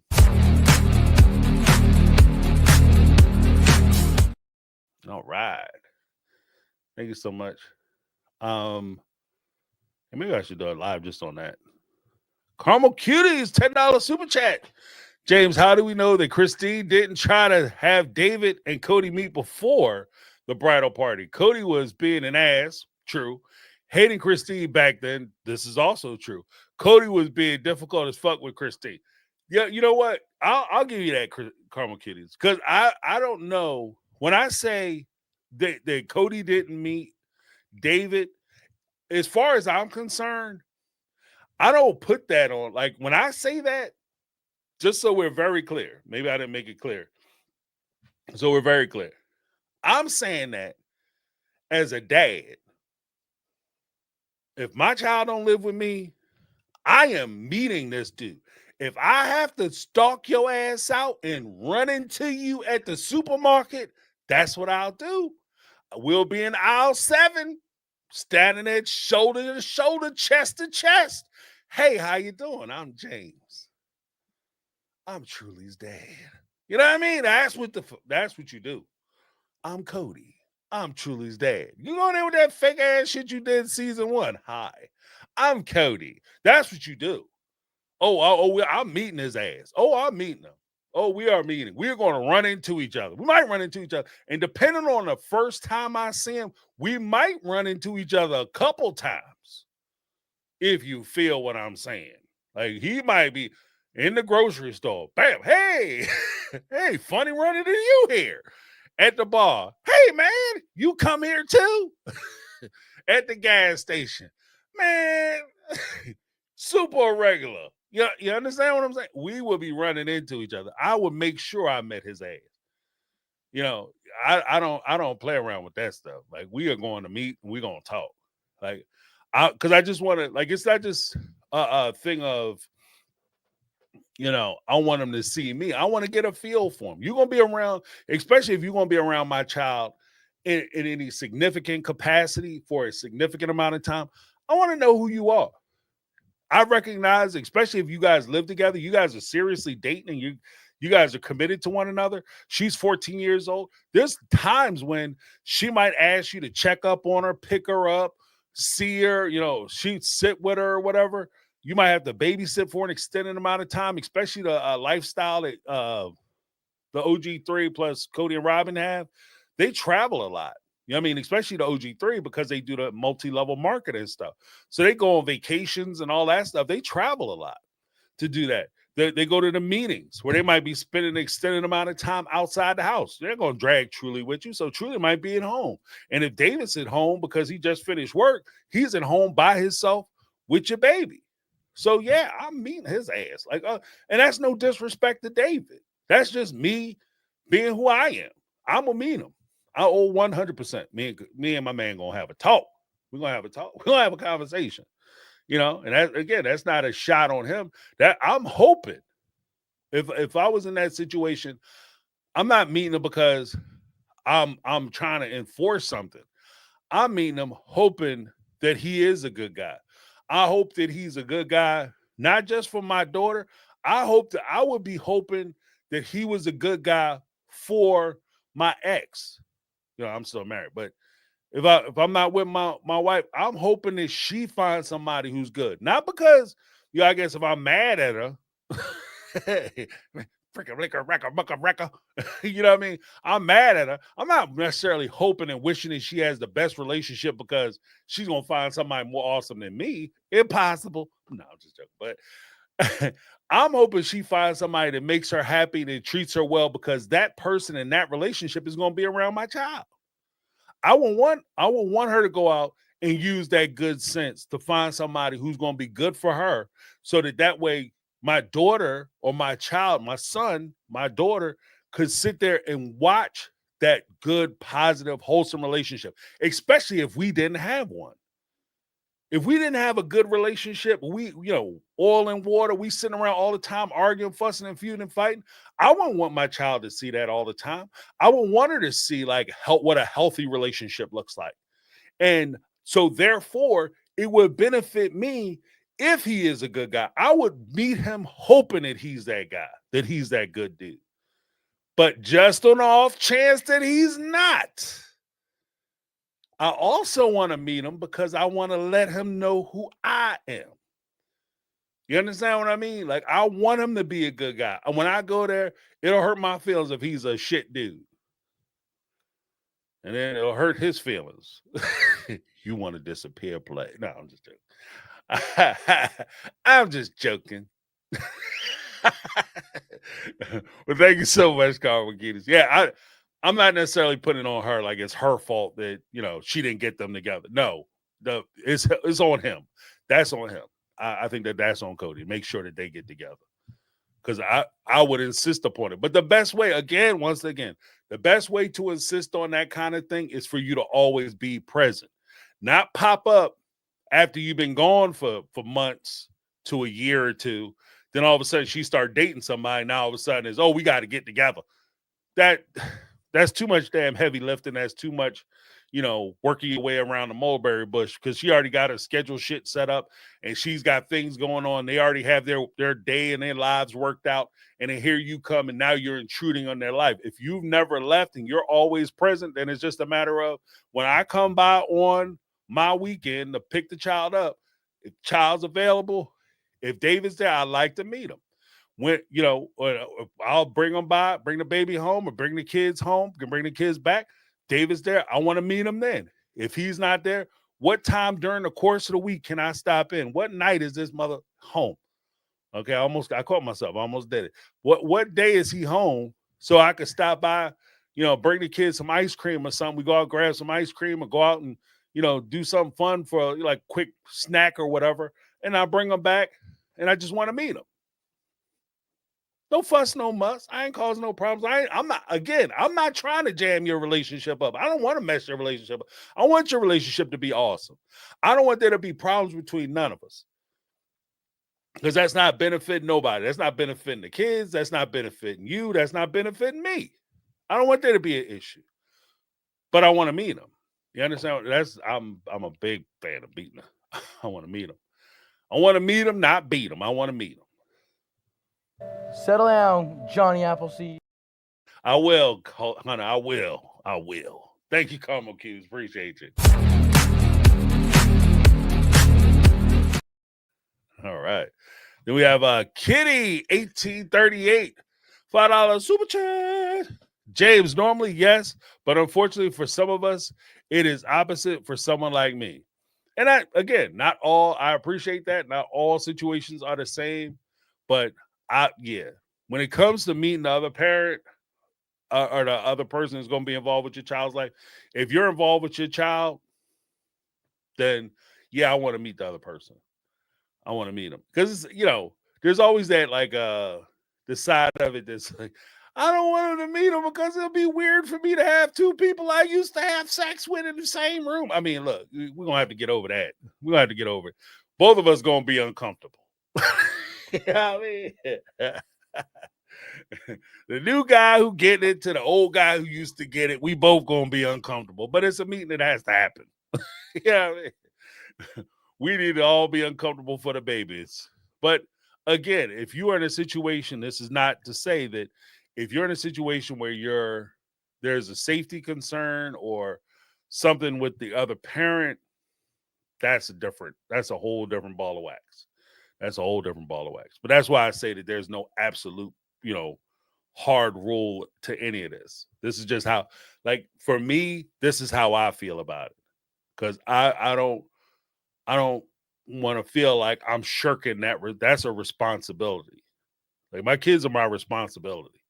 And so for me to not be around, if something were to happen in the house, I want my kids to be able to transfer or flow.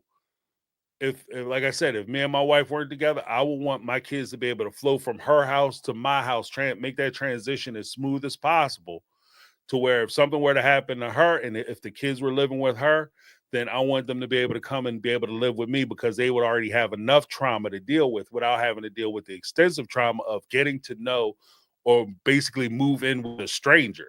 So no, I'm going to be there. I'm going to be around so that it makes that a little easier. It's going to be a change. It's going to be difficult and it's going to be hard, but it'd be easier, and vice versa. If they living with me, something happened to me, I would definitely want them to be able to have the type of relationship with their mom that they could flow right into her house because they're always there. They already have a space in her house. Part of what we see on Sister Wives, even with Cody, I think I can put up something and maybe give Truly some space. She, as big as your fucking house,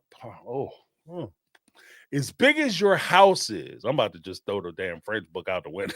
As big as your house is, Truly should already have a space in your house. Savannah should have a space in your house. You got 13 other kids. You know what I mean? They should already have spaces in your house. You should have a room that's just dedicated to, if the kids want to come and stay. Forget your office or your hobby room and all that bullshit. You got 13 kids. The whole reason why you supposedly got that big ass house was so you could take care of these kids, supposedly. You know what I mean? I just want you to do what you said. But they should be always I'm a big fan of that too. Y'all gonna get me on another tank, but I'm a big fan of that too. If just because your child doesn't live with you, your child, when anywhere you are, anywhere I go, I don't give a shit whether I'm with my wife or not. Wherever I live, my kids have a place at my house. Wherever I stay, my kids have a place. If I have one room, they got a corner. Okay, that's how that is. But just flat out, you got a place. So it's not you coming over to dad's house. You coming home. You're coming home. There's a difference. You're coming home. You're not coming to dad's house. You're coming home. You just have two homes. You have a home with your mom. You have a home with me. You have two homes. Okay. And that's how I see it. So when Cody talks about, oh, she gonna go over to Robin's house, no, wherever I am, you got a space. Truly, if something ever happens at your mom's house, you don't feel comfortable being there with David, you don't feel comfortable being there with Christine or whatever the situation is, you have a place at my house. All you got to do, you pick up the phone, I will come and get you. I don't care what's going on, what time it is, you call me up, I'm on my way. You understand what I mean? And sometimes that's enough for kids. Like they get into trouble or there's an issue. They might not want to get, you might get a lecture, but they might not want the lecture at the moment. What they want to hear is, I'm on my way. I'm on my way. You coming home. I mean, those 6 words. I'm on my way. You coming home. Simple as that. But yeah, and again, not all situations are built the same, and I get that. Thank you so much, Kitty. I appreciate you. Let me give you a little something.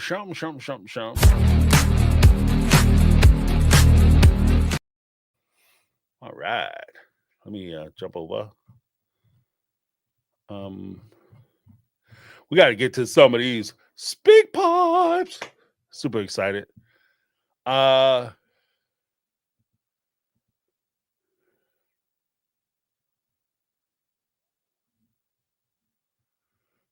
They didn't have it all of a sudden the McMansion. They worked out of the living room. Robin's kids had to have their own rooms. God forbid they share. Yeah, right. But I think they have an open room now because they moved Dayton out. He was living in the driveway in the RV. So, yeah, but I feel you. Because I was saying the same thing. Like, especially when you try to put money together, do bigger things. I 100% agree. But we'll get to the speak pipes. We had first things first. Like I said, down here we have the speakpipe.com/my take on reality. If you guys call up, you leave a message, then we'll get to those and we will talk about some things. We had the first message. I was trying to do this in the Q&A, but it didn't necessarily work. They had asked to stay anonymous, which I allow. You don't have to. You could just say, James, here's a question. Hi, I don't want this played online or whatever. If you could just read the question or give the question, I will do that. And this is an example of that. This is from Anonymous. Sure. Did anyone get invited to Brianna's graduation party? Is it me? Because this, remember everybody was invited to Savannah's graduation party. But from what we saw, the question is, did anyone get invited from the OG3 or the OG13 to Brianna's graduation party? Is it me, or does there seem to be a double standard? Cody and Robin always seem boo hurt about the attention they get, yet they refuse to put themselves out there on TV. Do you think, I think that ultimately the question is twofold. One, is anybody aware whether the OG3 and the OG13 were invited over to Robin's house? And as a secondary question, they always complain that they're so hurt that everybody wasn't involved and everybody wasn't around and nobody was there for their kids. And they always worried about the big family. But they never seem to invite the other kids or the other parents to these milestone events with the kids. And then even with being on television, you don't invite us into your life to show us what's going on, but you expect a certain amount of loyalty and consideration from the fan base with regard to you being on the show. What do you guys think about that? Let me see.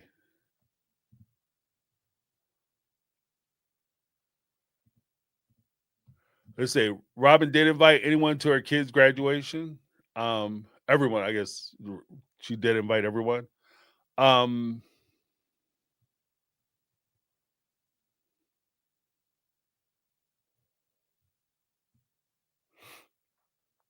Yeah, Dayton's graduation, I think, happened after The breakups. That might actually the 2023 though. I think that was his graduate school because Dayton was no. I could be wrong. Could be wrong. No, I think he graduated, got his bachelor's in 2023, and then he was in getting his master's after that. I don't know, but it was certainly after everybody, the whole family fell apart. Uh, let's see. So here are some of the speak pipes that I received. Let's get it. Boop, boop, boop. All right. Here is the first speak pipe from Tanya.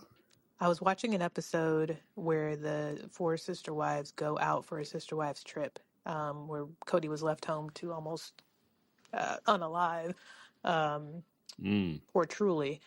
But I'm thinking like they went out and Kendra was there in this whole episode, and I'm like, so this is now going to be the second time that Robin has gone out and seen Kendra because her and Cody went out for their 11-day honeymoon.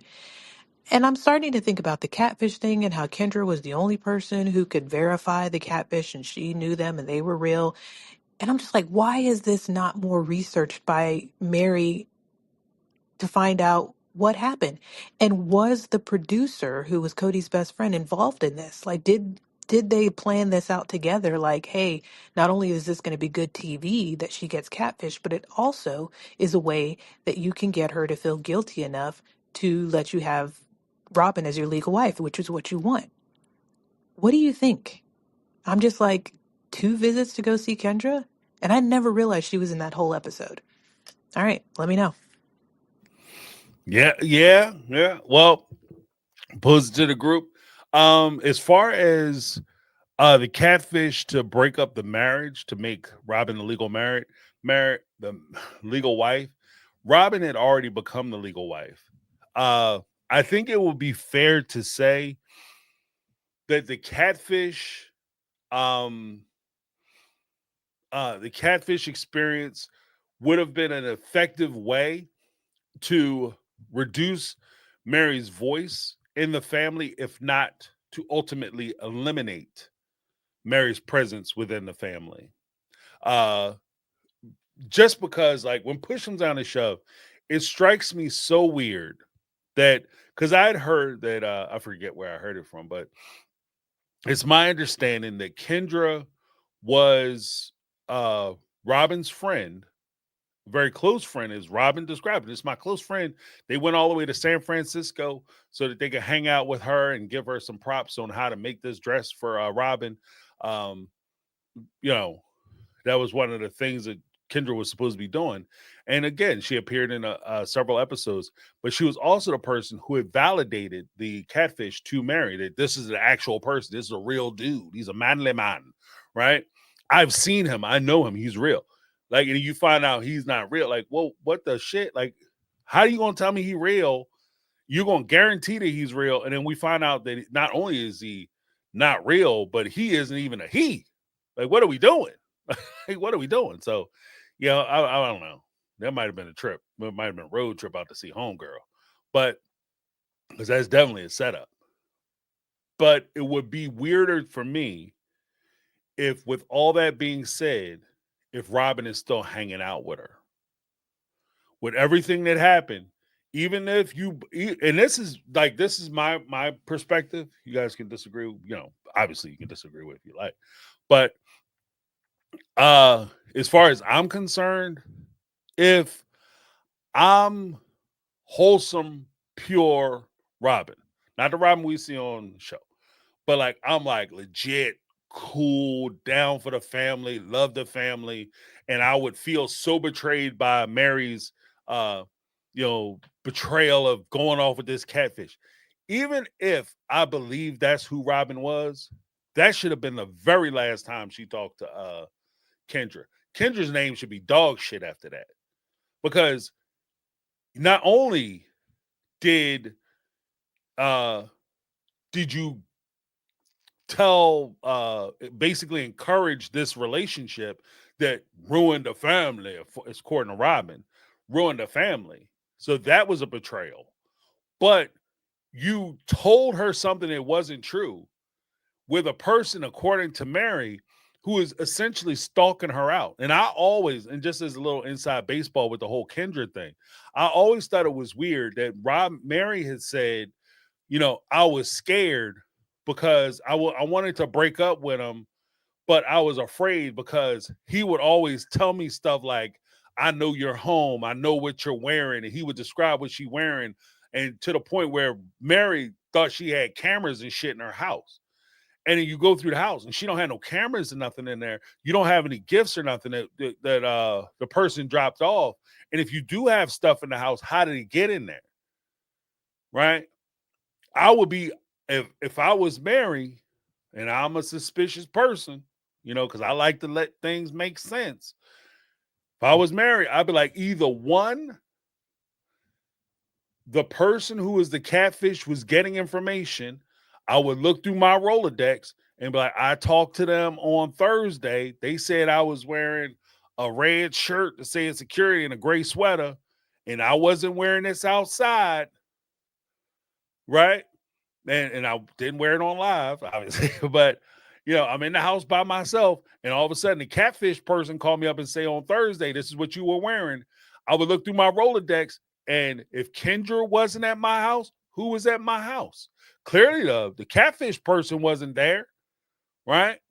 If the female friend of the catfish person, who was actually the catfish person, wasn't there, Kendra wasn't there, who did I see that day? And if my answer is I saw Robin that day, then Robin's name would appear on my list, right? And that actually makes way more sense to me, because quiet as it's kept, like putting cameras and shit in people's houses, that's dangerous as hell. And that absolutely is illegal. You put some cameras in somebody's house and they find them cameras, your ass is going to jail. You're not even going to jail. You're going to prison. You're going to spend the next 5 to 10 turning big rocks into little itty bitty rocks. You're going into the state's fitness program, okay?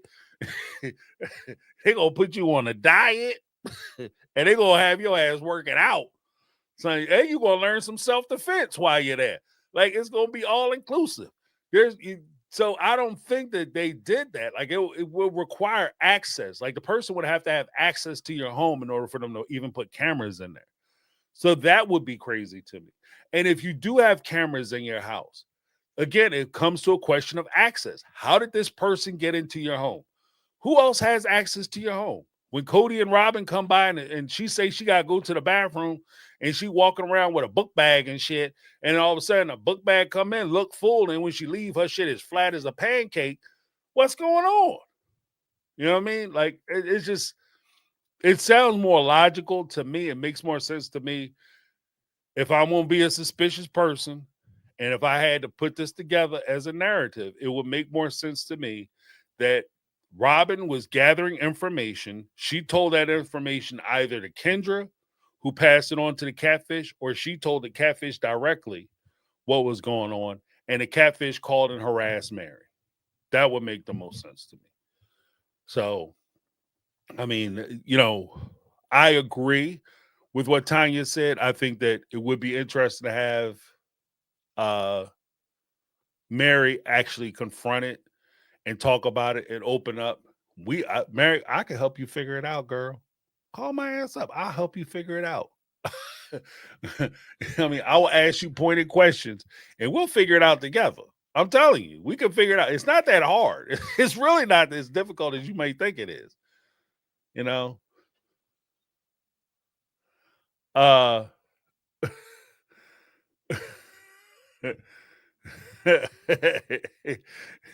wow. Chrissy B said, James, we call that you become a guest to the state.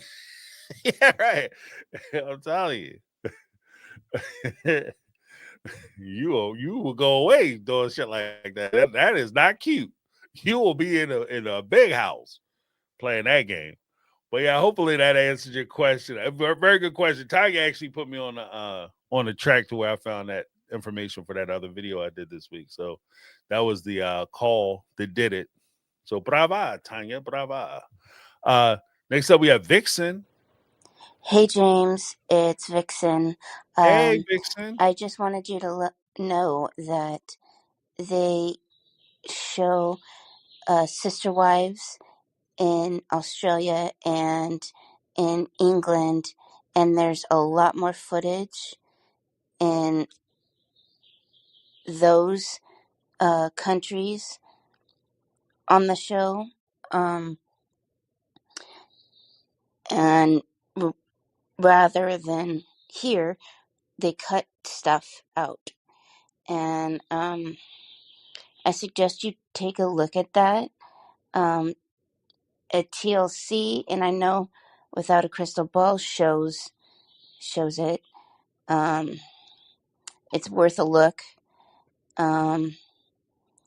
because there's one episode where Christine talks about her kids being bullied, and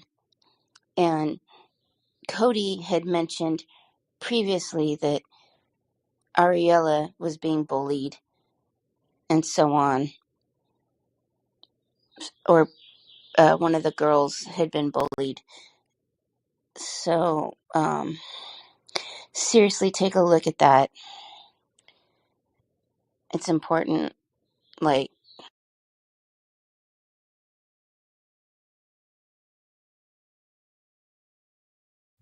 There we go. Sound is back. I appreciate that, Vixen. Thank you so much for the call. Vixen's actually one of my she's one of my early subscribers. Appreciate you, Vixen.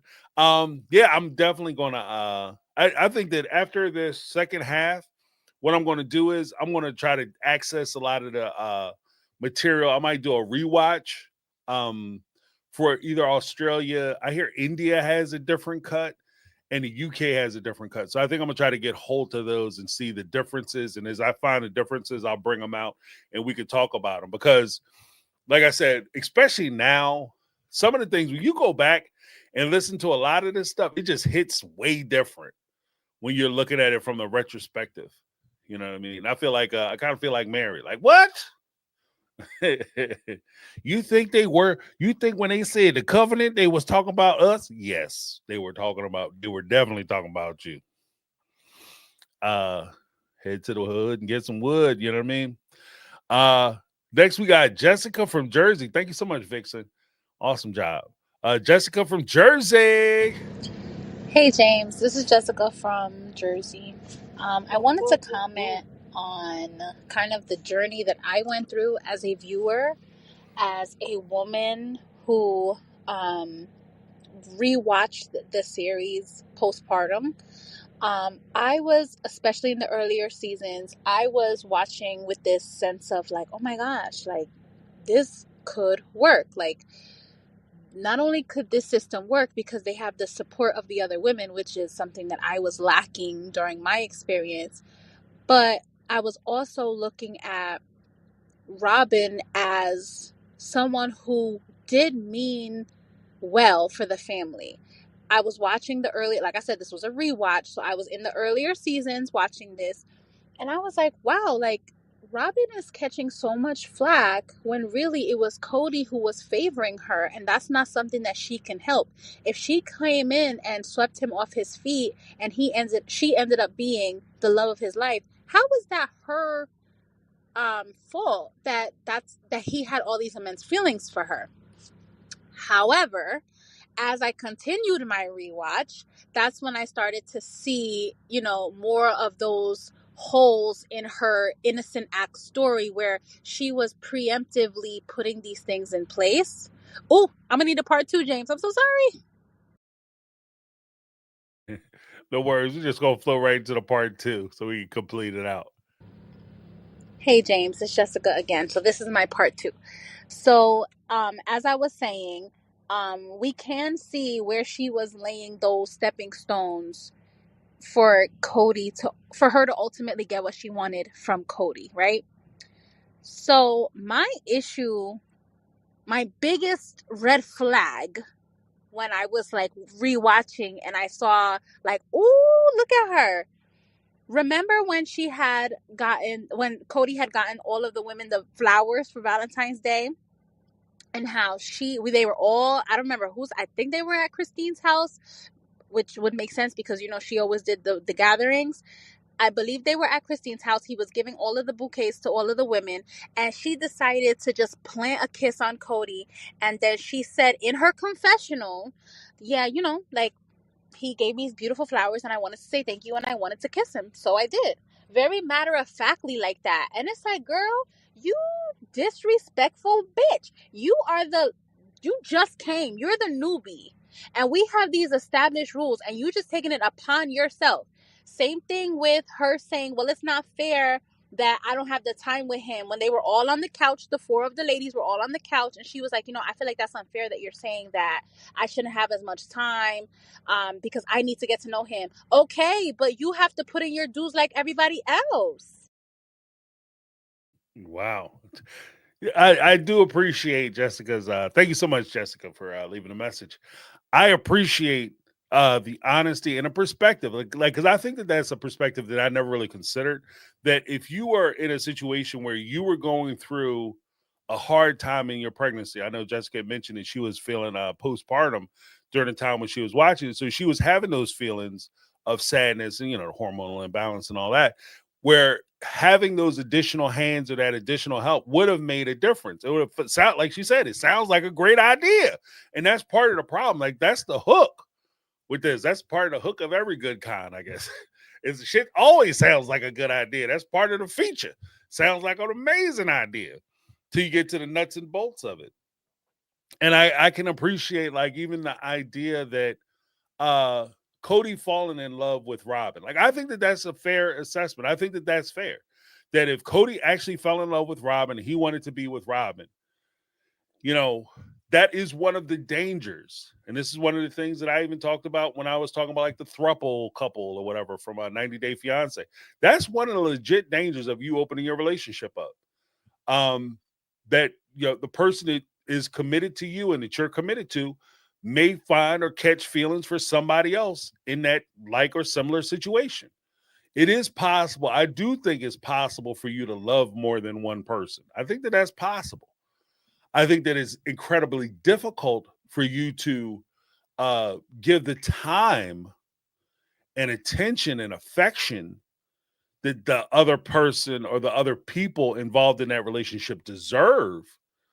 But I think that you could really be in love with more than one person.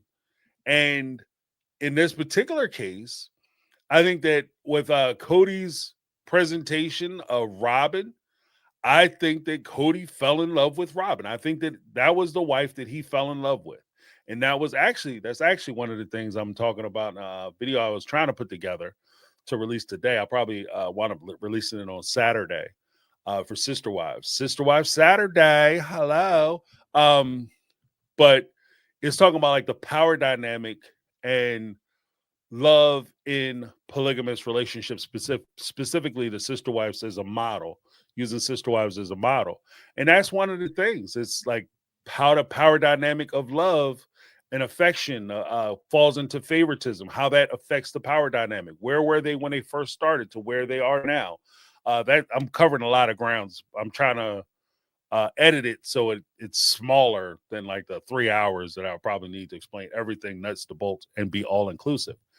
But that's one of the challenges, that when you come into these types of relationships, that they open a relationship and he had a functional relationship with the OG3, but then he had an emotional connection with Robin. Now, as Cody said, why you guys I'm tired of apologizing for being in love with Robin. I'm not asking you to apologize for being in love with Robin. I only ask that you admit that I'm more concerned that it took you this long to admit that you loved Robin and that you've always loved Robin and that she was your preference. That's where I'm at. I knew you loved Robin when I first saw it, when you was getting all giddy about it. When Christine said that you was sitting on her, like you spent the whole week with the OG3, you go out and see Robin for 2 days or 3 days, 3 days. You leave on Friday. You race out the house on Friday, you know, pants hanging out the fucking back of your trunk because you ripping down the highway 5 hours away to go see this woman to sit on her couch, whatever. And you spend 3 days with her and you come back, first day back, you sitting on Christine's bed crying because you want to spend more time with her. You're in love with this woman. And that's just what it is. So I don't necessarily blame Cody for falling in love with Robin. I don't blame them for their feelings. I just blame the way that they went out and the cowardice in which they approached that love. You could have fallen in love with Robin, and when the shit changed, you go back to your wives. Pardon my French, I've been cussing this whole time. But you go back to your wives and you tell them the truth. The situation has changed. It's different now. And you be honest. And where you go from there is up to you guys. I don't judge anybody. If you would have went, if Cody would have went back to OG3 and said, guys, I don't know when this happened, why it happened, or how it happened, but I've fallen head over heels in love with Robin. Now, I'm not saying I don't care about you guys. I'm not saying I don't like you. I'm not saying I don't love you. But I don't love you the same way I love her. And you give them that full download of information. And from there, they can make their own choices. They're adults. If they choose to stay in that broken ass relationship, that's their choice. But but it only is their choice if you're honest with them. You have to tell them where you are and what's going on and be brutally honest about it. And if they choose to stay with you, they choose to keep trying to plug away, and hopefully one day you'll change your mind, you know, that's on them. That's their choice. But it's not a choice if you tell them the whole time, yeah, I don't love Robin. I love everybody the same. Yeah, everything is the same as it ever was. I don't know why you keep saying this. I don't know why you're accusing me of this terrible stuff. I don't have a preference when clearly you have a preference. Then that's not a choice for them. And I think that's where Cody and Robin kind of become horrible people. And then, of course, Robin comes in. Robin's going Robin. Like, she came in, she saw where she could change the rules, bend the rules, or augment the rules to her favor, and she did that. The biggest problem that the OG3 have is the fact that they couldn't do it. So, I mean, I think that's part of it as well. Yeah, but Lizzie B posted a new video, my new motivation versus discipline. That was a Motivation Monday video I put out. It's available for everybody. I think it was available for everybody on Monday, but you know, that's what I do for the members. For the members, they get a little early preview of the Motivation Monday stuff. All right. As well as access to the cool emojis, which I've never seen the emojis. You guys don't use the emojis. And you get badges as well. So next up, we have Mary. Hi, James. This is Mary again. Loving Speakpipe for sure. I just want to touch on Robin saying she wants polygamy if it is the perfect person or the perfect situation. Again, what she's saying is she thinks we're too unintelligent to understand what her meaning really is. What she's saying is, since there is no perfect person or perfect polygamy, there will be no other sister wives. And that's actually what she's saying. She's trying to say it in a double positive when it turns into a negative. She doesn't want polygamy. I don't believe she ever wanted polygamy. She would have never monopolized all his time. So Robin saying that she'd like polygamy if it's perfect is absolutely not a true statement. There is no perfect person, and definitely polygamy is not a perfect situation. So I just wish they would get together, make a statement. 3 years ago, said they were monogamous and they're going to remain monogamous and just get it over with. There's no reason to keep carrying this out when there is no storyline. Thanks. Bye. I agree. I think that the I would be open to it. You know what I mean? Yeah, I would be willing to open up my relationship too if it was like the perfect angelic person who was like, could guarantee that they would cause no problems, no dysfunction.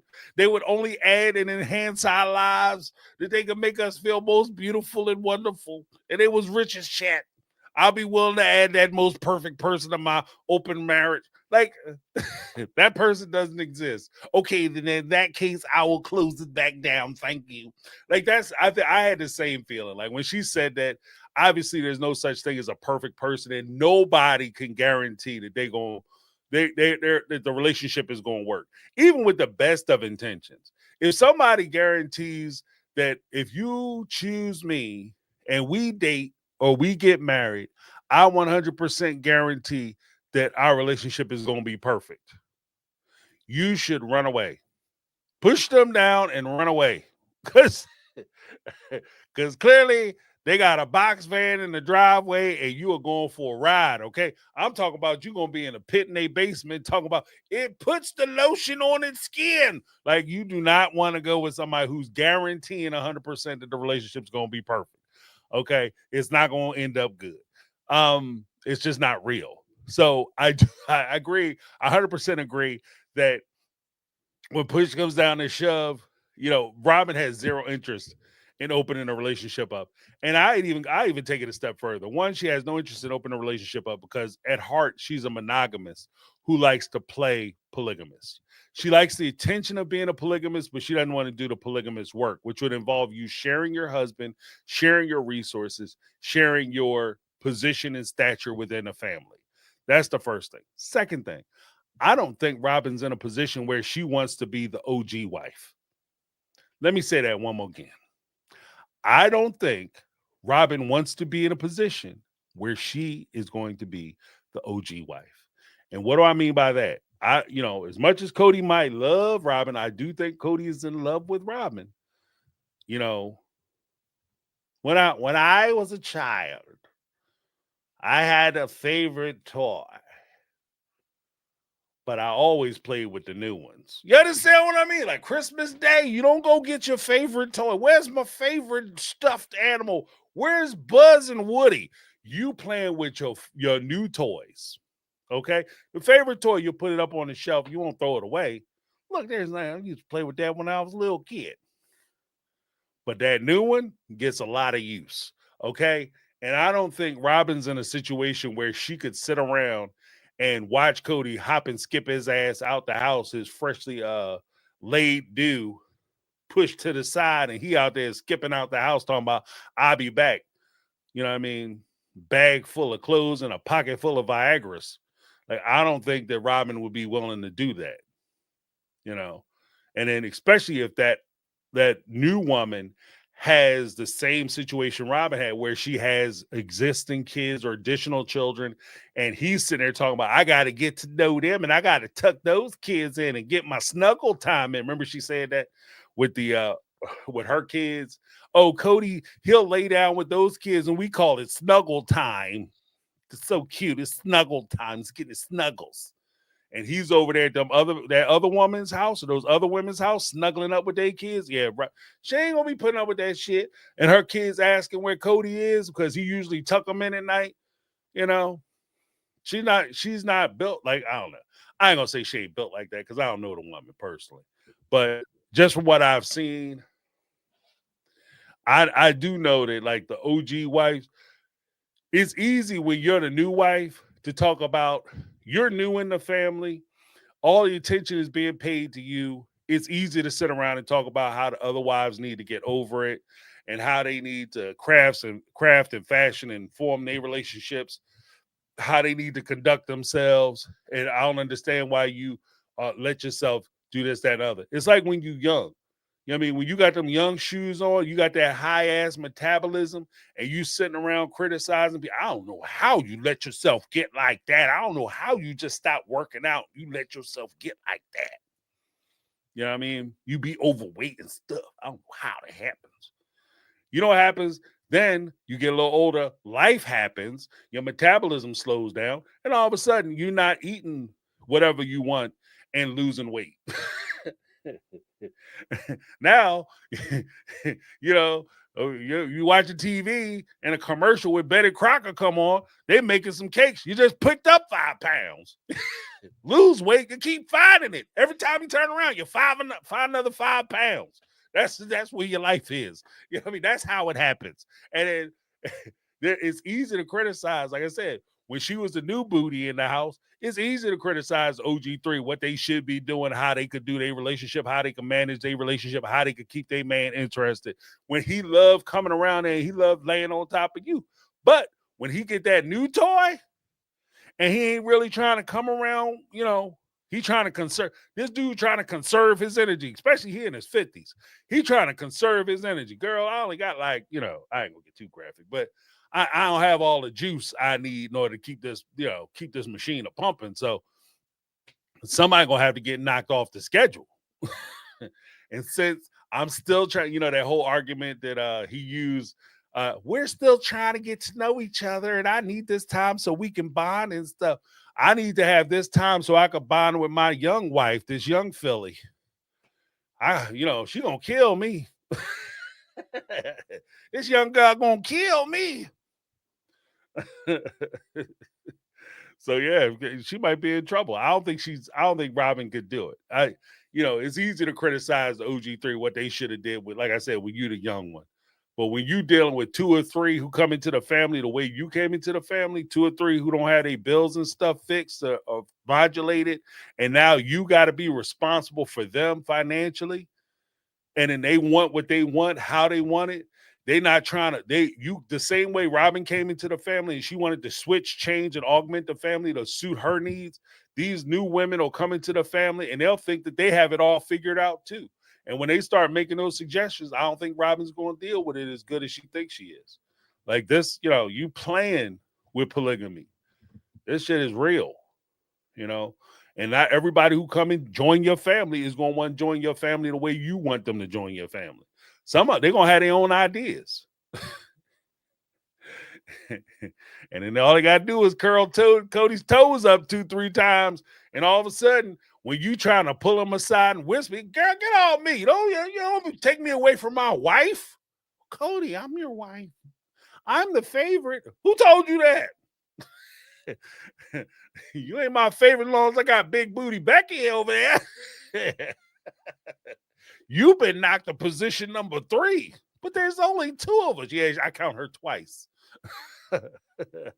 One for each cheek, because she is killing me. You know what I mean? Like you don't play that game. Like I don't think she want to do it. I think she'll do the polygamy for the show as a storyline. She might be willing to let Cody go out on a couple dates.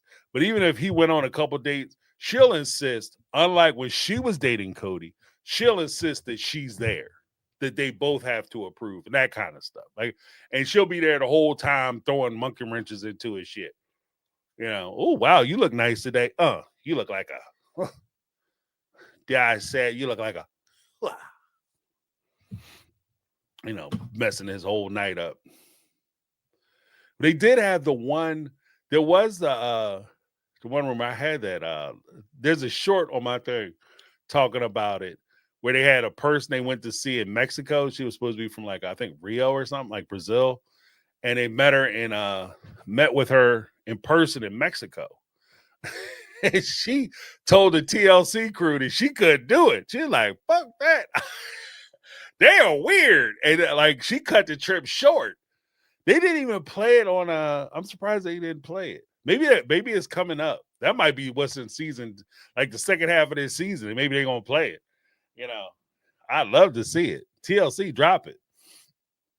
Because it sounds funny. Like I had a whole little clip I made. Like he went out there, he was dancing and stuff, and then like she saw that shit. She got this little taste of Cody, and she took off running. She ran for the airport, Jack. Like from what I understand, she made them take her to the airport. Like they were supposed to be there for like for a few days filming with this new person that they're supposed to be dating or courting, and she was like, "I can't do it," and she took off. So Robin or Cody must have weirded her ass out. I'd be willing to bet it's probably, you know, Cody. I can see him trying to be charming, but Robin, she probably came at her with all this wild, weird stuff that she has to do and things that she must do in order to be in a family. She's like, I ain't doing none of that. I'm out of here.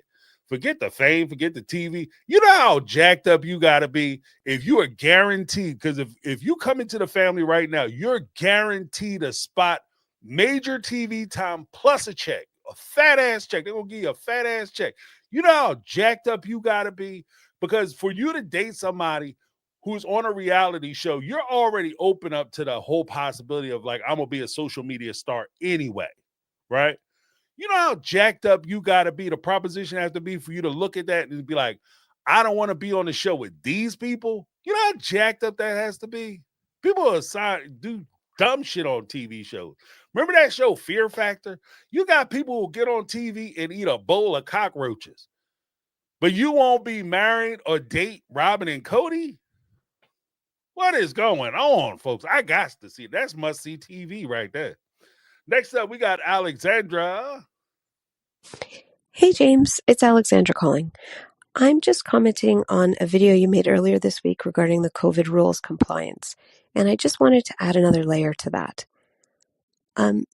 One thing that I was thinking about was that the family, their only motivation was to spend time with Cody and his now nuclear family. That's all that their motivation was. Whereas the nanny, she was an employee. Her motivation is to go there, do her hours, and get paid. At a time, mind you, when so many people were losing their jobs. So, I don't know, with Cody, he seemed to think that this nanny had all this loyalty to him, had all this like allegiance and everything to him, when really at the end of the day, she's just an employee who's looking to get her paycheck and go home. And instead of looking at it that way, instead of looking at it as, you know, who has an incentive to lie to me here? Who benefits more here? The children who just want to spend time with me, or this person who wants to get paid by me? He doesn't think of it that way.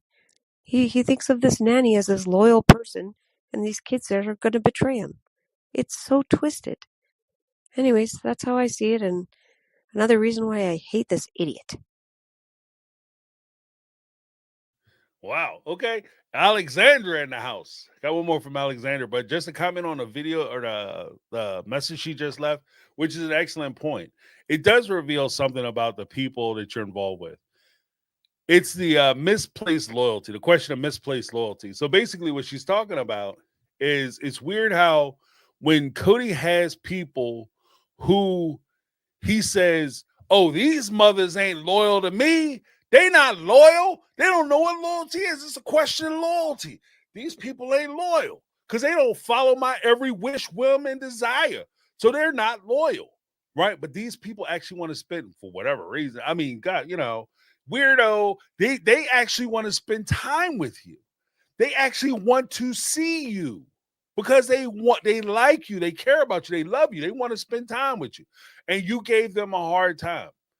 But you think that the person you're paying is loyal to you. Oh, she would never do something to upset me and against my wishes and my desires. I mean, after all, I do pay her. Let me tell you something. I've had jobs. I've worked a lot of places. Okay. No, not a lot of places, not like that, but I've done different things throughout my lifetime. And I'm telling you, there's only a few jobs that I legitimately could say I was loyal to. I'm going to tell you now, I worked at a place where one of the companies I worked with, they actually manufactured Advil and they made chapstick. All right. If you know, you know. Right. And I'm going to tell you now, as much as I liked the people there and I even liked what I did there, right? If they ever would have came to me and said, James, we're going through some hard times, yo. It's tight up in this mother. We're going to have to start paying you a chapstick. That'll be my last fucking day. That will be my last day. Okay, you can go ahead and clock me out. I'm going to miss you guys, but I can't feed my family on chapstick. We don't sit around and eat chapstick sandwiches. Okay? That's not a thing. All right? The money is cool. Like, I'm here for my check. I'm here because I get paid. And like Alexandra was saying, for the nanny wasn't there. She might care about your kids. I'm not going to say that she doesn't give a shit about your kids at all. You know, if you're a healthcare provider, if you're a child care provider, ideally you want one that actually genuinely cares about the people that they work with. They care about their clients. Okay. I'll refer to them that way. Their patients, their clients, whatever. But at the same time, if you went to them and said, I can't pay you anymore, what time you going to be by on Monday? They're not coming. Because as much as they may like you, they're not showing up because they like you. They're showing up because you're paying them. And I think that it is a kind of a deep point that Alexandra makes when she says that Cody thinks that paying somebody and somebody being financially tied to you is the equivalent, as good as or better than somebody who basically, if you don't have power and control over them, then that relationship isn't worthwhile. The person that you are paying, let's be honest, you don't have any real control, but theoretically, you could tell them you can no longer come by because I'm not going to pay you anymore. So you do, or you can cast them out and not give them something that they want, need, or require in order for them to show up by denying them that thing. With somebody who is there by choice, you don't necessarily have that same level of power. The only thing you can threaten them with is your presence. You can't threaten them with, I can disrupt your life. I can make it so you can't pay your bills or take care of your family. And no disrespect to no disrespect to what is it, best friend Jen. But I kind of, the only thing that kind of gives me pause about Mary's relationship with Jen is that I kind of get that feeling like Jen works for Mary. And when you have that boss employee relationship, even if you call it a friendship, if there's friendship involved, ultimately, if you're responsible for their lifestyle, they work for you, there's only so many lines that you can cross. And I don't know how their relationship works. I'm gonna be fair. I don't know how their relationship works. Maybe Jen don't give a shit about Mary, how much Mary pays her. She could care less. Maybe that's possible. But I'm just saying that in most situations where, if I'm friendly with somebody I work for, then we're not friends. Okay. Because at the end of the day, they could tell me what to do, ask me to do something. And if I choose not to do it, then at least our working relationship will be impacted for sure, because I'll no longer work for them. And then that will most likely impact our friendship, because how you gonna fire my ass and think that you gonna call me up and ask me what I'm doing on Saturday? Like, you can miss me with that, because that phone call is going unanswered. You ain't gonna put me on an unemployment line talking about let's go to the club. Like, yeah, that ain't gonna work. So, like, when you have those types of relationships, you don't really have a relationship. Is this person your friend that comes out and watches your kids? No, they're your employee. And you feel like you could tell them, because a friend, you could, hey, you're watching my kids, would you mind following these rules for COVID? That's a friend. An employee, here's a list of things that you have to do in order for you to maintain and keep your employment. That's a different relationship.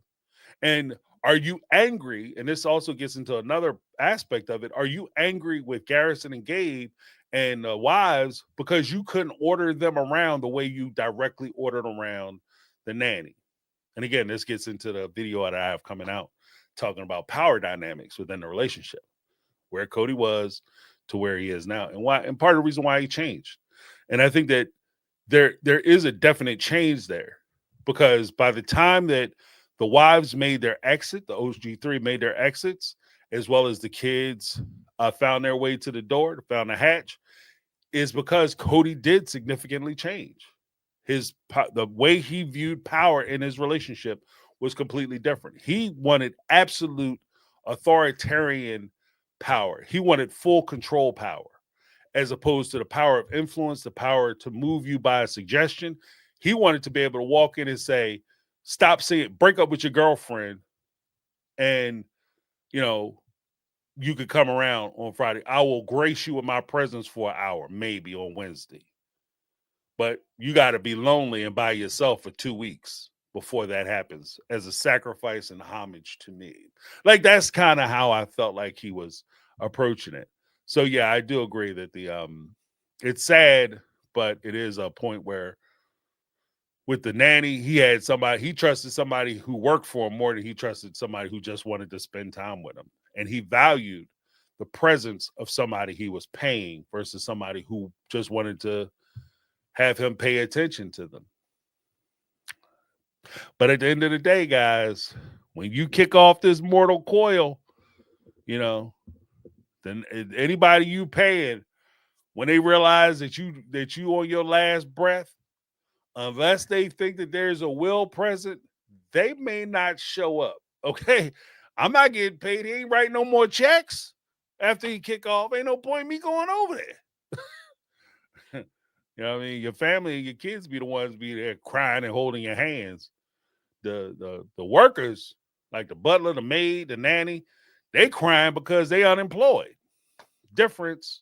Next message from Alexandra. Thanks so much for that one. Hey, James, it's Alexandra calling again. I just had some thoughts on the children of the Brown family, and I was curious to get your input. So I see Robin as keeping her kids under harsh control. I even call them kind of like hostages. They're, they're not allowed to socialize except for her approval. They go to school, but they stay home into their 20s.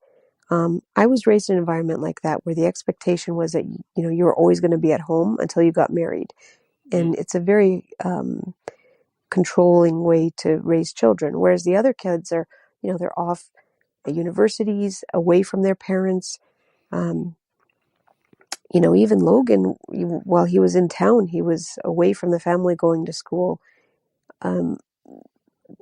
Robin's kids aren't raised like that. And I think even before she cut them off from that Christmas text thread, I think she kept them separate because she didn't want her kids to see the freedom that the other kids had, and that how much they were being cut off of opportunities and freedoms.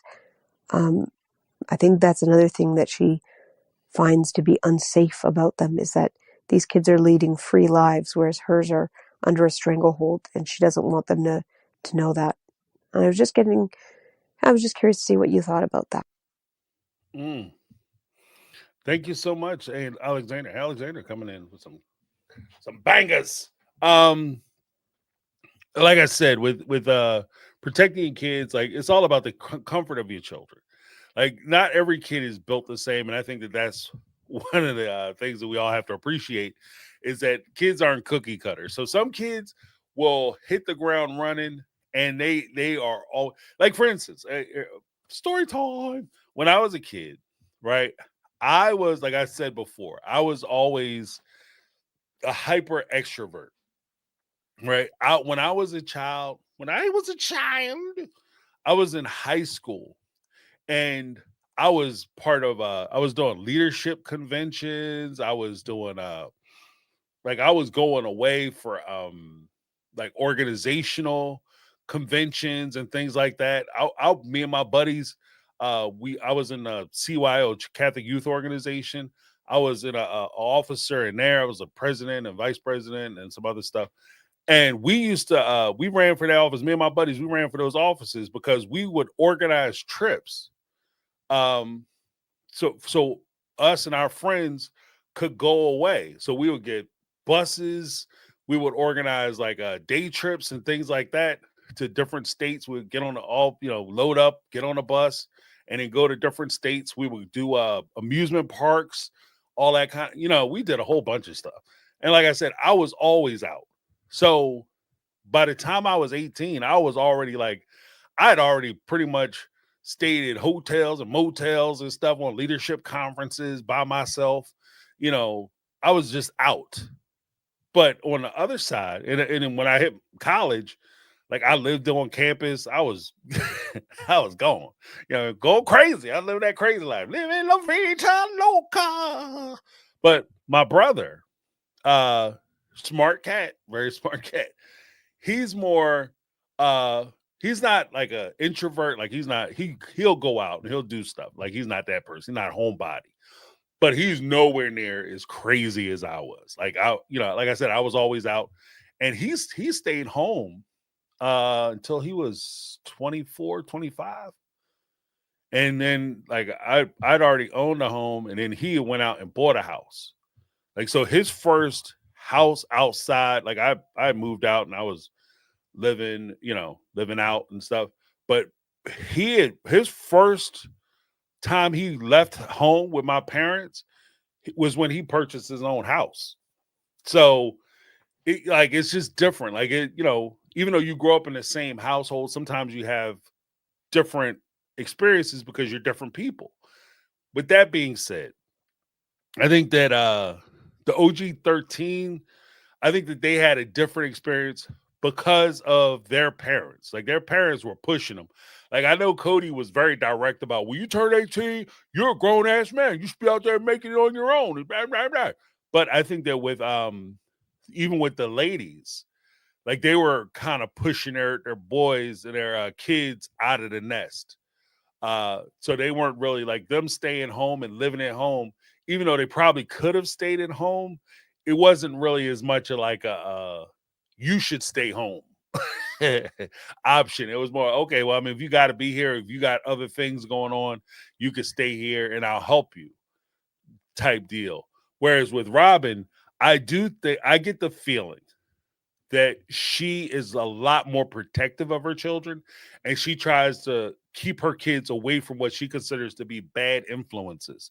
That's the whole reason why they supposedly moved from Vegas to Arizona, according to her, is because Vegas was getting too wild. Vegas has always been wild. I mean, shit, when I was a kid, they called the shit Sin City. It's not like Vegas all of a sudden was like a Christian town and then they just started building strip joints everywhere. Like that's not, like you can walk down the street and they have women walking up and down the street ripping you off, taking your picture.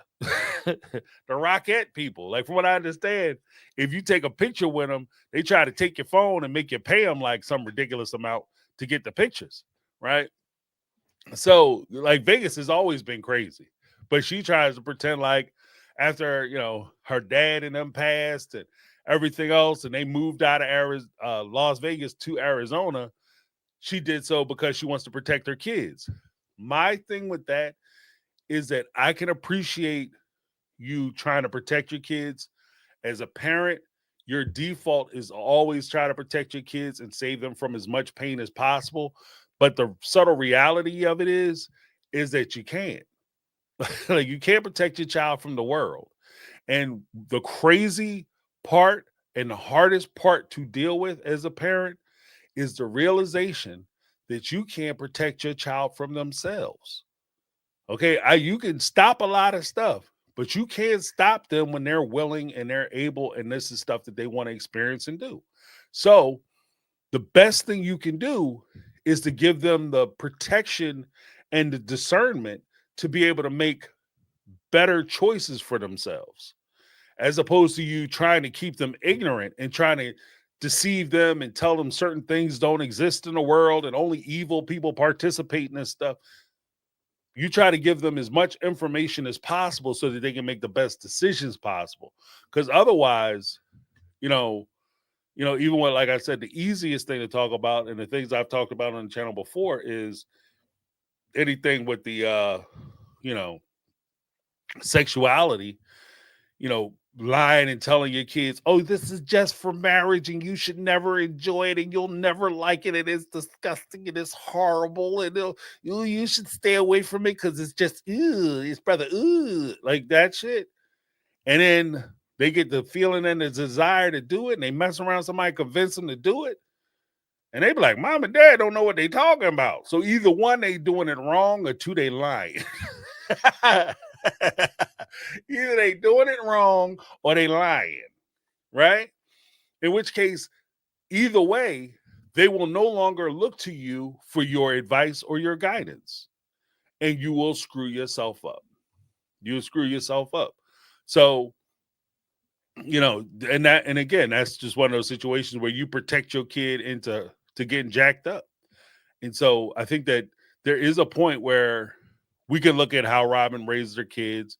And I can say that it's a good thing that she has care and concern for her children. It's just that I have a different approach. You know what I mean? I have a different approach because I don't think I love my kids enough to where I want them to be ready to face what life throws at them, not love my kids so much that I guarantee something that I cannot promise them, which is that I will always be there to protect them from the world, because I can't promise that. And if you are a person like me and you've made mistakes like me, then you know that when you was making mistakes, right? Whether big or small, whatever, your parents weren't there. And if they were there, you weren't listening to them. Okay? Nine times out of 10, you weren't listening to you. If you would have asked your parents would say, don't do that shit. And you know what? I'm not going to do that. And any regret you have wouldn't be a regret because your parents would have gave you the best advice. But the truth of the matter is they weren't there, or you weren't asking, or you weren't listening. So the best thing you can do for your child is to give them, one, the ability to make good decisions. One is that, well, first and foremost, you got to let them know that they always have a decision to make, a choice. Two, those choices might not be desirable. All choices aren't equal.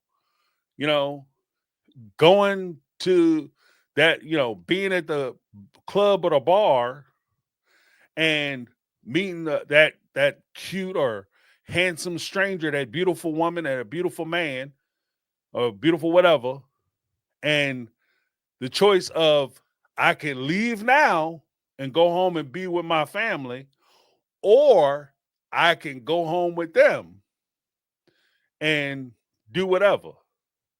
Those choices are not the same. It's not this choice is easy, I'll go home with my family. Because that if that was that easy, it wouldn't be called temptation. Right? The choices that you have to make sometimes are hard choices. They're difficult choices. But letting them know that you do have a choice, and whatever choice you make, you have to deal with the consequences of your choices. And then as a parent, you want to be able to give them the thing where you say, if you make the wrong choice, or if you make the right choice, or you make the wrong choice, I will be there to help you through it. That's all you can give them as a parent. Really, that's all you can give them. After that, it's they're gonna do what they're gonna do. Because again, you can protect them from the world, but you can't protect them from themselves. When they get in their mind, they're gonna make this choice. They make the choice, no matter what you try to do or what you say. Like, you know what I mean? That's what it is. So,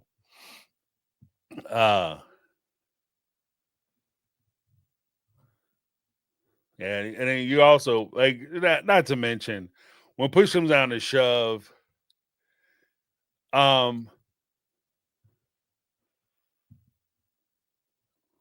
you push comes down to shove. Like I said, you don't want to protect your kids into a mistake, because the more stuff you try to shield them from, sooner or later, the life is life, and the world is the world, and the world touches everybody. And if you can hide shit back from them, but life has a funny way of popping up on you. It will find a way. Life will find a way. So you can try to hide them back. I don't want my kid to, be around, people in the LGBTQ plus community. If they got that feeling, you can't hide them from them. If they have that feeling in them, if that's who they are, if that's what they are, you ain't hiding them from that. You ain't protecting them from that. I don't give a shit whether you have 50 people in your house who that way, or, you know what I mean, or nobody in the town that they know. If that's what they feel, that's what they feel. If that's who they are, that's who they are. So the best thing you can do is tell them that you'll be there for them and help them, through their issues or their troubles. That's it. That's where I'm at. But yeah, I do appreciate that. Also ties into the first question that came through with regard to the kids. The funny thing is with the kids, I'll just say this in closing. The funny thing is with the kids, Robin hides the kids back, but then when you do the dumb shit like the ear piercing or the baptism, this is part of the reason why I really don't give a shit about that content. I feel like a jerk when I say that, and I recognize that it does probably make me look bad, but I really don't care. And part of the reason I don't care is because I don't know them. You did such a good job hiding them back that I really don't know them, so I don't really. It doesn't affect me any kind of ways. Just watch them sit there and cry. It just looks silly. I'm gonna be brutally honest. It looks silly to me. I don't know who Aurora is or what her difficulties is or her challenges are. So the fact that she's sitting there crying about being baptized is fucking weird to me. It's weird. Okay. I'm gonna be honest. Maybe I'm just tired. it's just it's just weird to me. Like, oh, I'm getting baptized. Oh, like, how old are you? 22? Girl, there are people who doing stuff at 16 is way crazier than being baptized. Are you kidding me? Oh man, oh, I'm going down. I came home and asked my dad for permission to get my ears pierced. And he went into the place with me. And he held my hand and they took the ear piercing gun and put it to my dome. And they put a rocket through my ear. This shit is weird. And maybe I would feel differently about it. I would be more touched and moved by like the daddy-daughter experience of Cody going down, getting the ears pierced with her. And it would mean something if it was actually maybe something that was in the sister wife lore, or I had more experience with her watching her grow up. But I didn't like, I feel like I watched the other kids, OG 13, grow up more than I watched her grow up or watch Robin's kids grow up. Like they've been around, but I've seen more involvement with Christine and Janelle's kids and even Mary's child than I have ever with Robin's kids. So I don't know. You guys let me know what you think. Maybe I'm just being too maybe I'm being a jerk. I don't know. I can't call it. But yeah, thank you so much, guys. I appreciate it. Chrissy B, what did you say? Says I agree, James. They act younger than Truly. It is strange. Yeah, thank you. Yeah, that's what it is. It's like I think Truly has earrings. And she didn't require Cody's assistance. Like it's just fucking weird. Like I don't know. It's strange. I'm going to get baptized.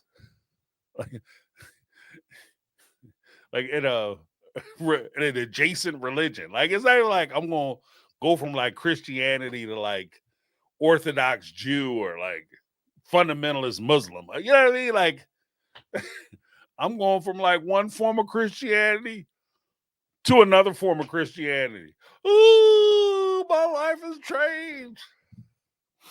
And then she says, like, I'm gonna get baptized in the church, but I'm not joining a religion.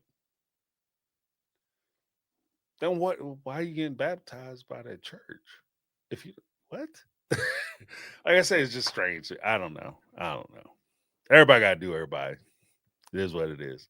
But thank you so much, Chrissy Bean. I got a little something from Lizzie B. Gifted 1 membership on My Take on Reality membership. Thank you so much, Lizzie B. So generous. That's awesome. And make sure you guys, whoever gets the membership, make sure you tune in on Monday because I will be dropping a motivational Monday video. You can check that out. You guys will be get the members. I try to give them the inside track so they get the first video. First access to the video, early access to the Monday motivational video, and then everybody else will be able to watch it because I will make it available. Just, sometimes you say something and maybe some people don't need it. Some people might be struggling with something and it gives them a different perspective. So that's why I started that. But thank you guys so much. What is this? Teresa Skinner. What's going on, Teresa? How you doing? James, it also seems to me that Aurora doing all of this now and being featured is her seeking approval. Yeah. That, and she needs a storyline to help with the family. Girl, we got to pay these bills. Furthermore, It seems like a desperate attempt for Cody and Robin to finally film Robin's kids' pay. Yeah.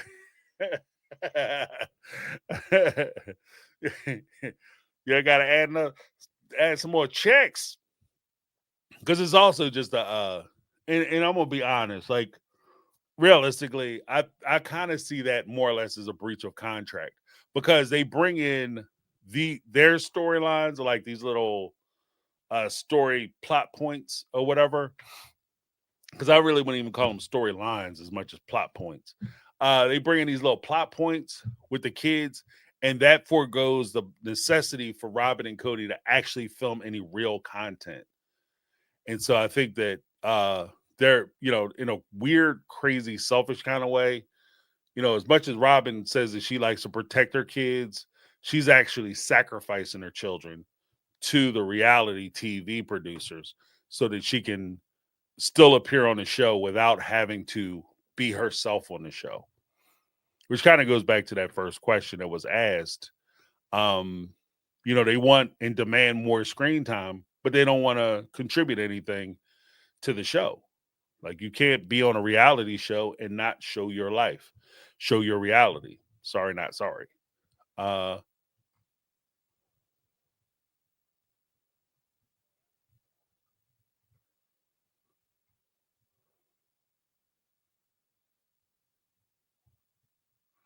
All right, Tracy McMurray, welcome. That's awesome. Let me see. Hold on one second, guys. Let me see if I can.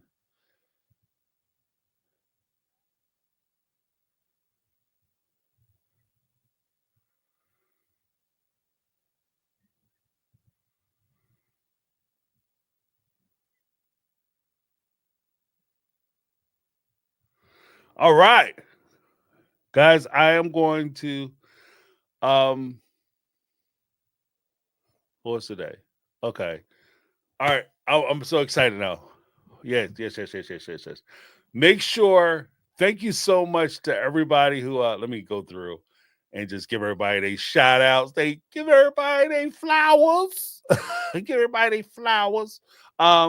Big shout out to Darlene Hall, Carmel Cuties twice, Carmel Cuties again, Kitty 1838, Lizzie B with the gift and the memberships. Welcome to the club. And the MT Armada, Tracy McMurray. Make sure you tune in this Sunday, because I will be gifting memberships this Sunday as well. I just got to figure out how to do it. I want to give some memberships this Sunday. So make sure you come on in, and we'll be starting about 7 p.m. Sunday, where you guys get to call into the show. I'm going to drop the link early so you guys can call into the show and we can have a whole conversation. It's going to be amazing. And if you want, you can also, if I get enough speak pipes during the course of the week before Thursday, I might even incorporate some of the speak pipes in. So if you guys want to start leaving speak pipe messages, you're more than welcome to do that. The link is right here with speakpipe.com/my take on reality. And you can leave a 90-second message, or, if it takes a couple, it takes a couple. That's fine.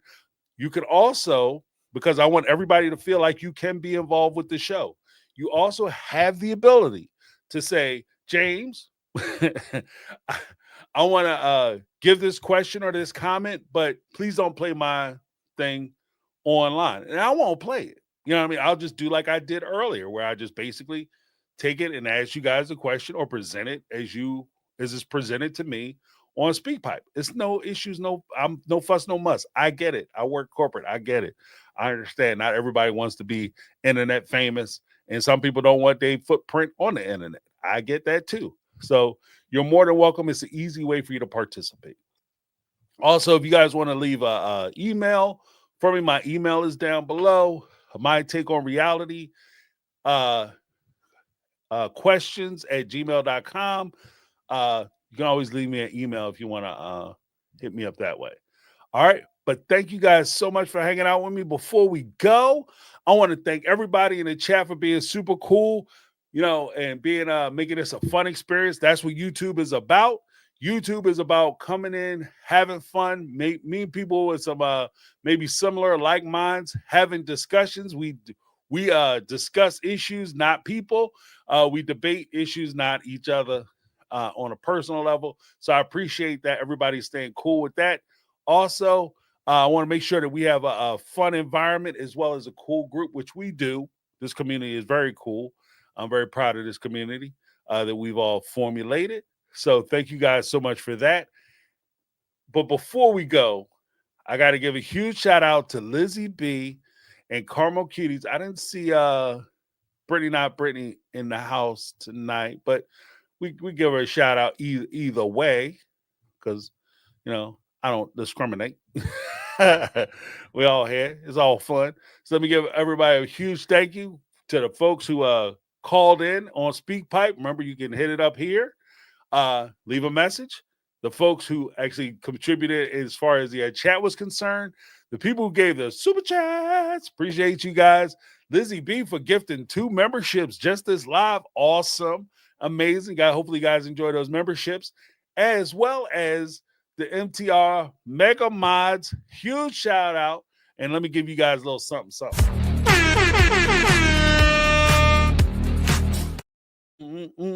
All right. Guys, thank you so much for hanging out with a player. Make sure you check back. If you're not yet subscribed to the channel, subscribe to the channel. Ring the bell for notifications. You'll be notified when I go live, when I drop new videos, when I have new content come up. Who doesn't want to be included? And plus, it doesn't just help. It helps me out, helps the channel out. Who doesn't want to help a brother out? So go ahead and give me that HBO special, which stands for Help a Brother Out Special. Click that like button. So let me know that you guys enjoy what I'm doing. Thank you guys so much for hanging out with a player. Shout out to the mods once again. Everybody in the chat, have a great night. I will see you on Sunday. I will be gifting some memberships on Sunday. So make sure you come through and hit that like button. All right. Have a great night, guys. Thank you so much and enjoy. I'm James. That's my take. And I'm out. See you guys.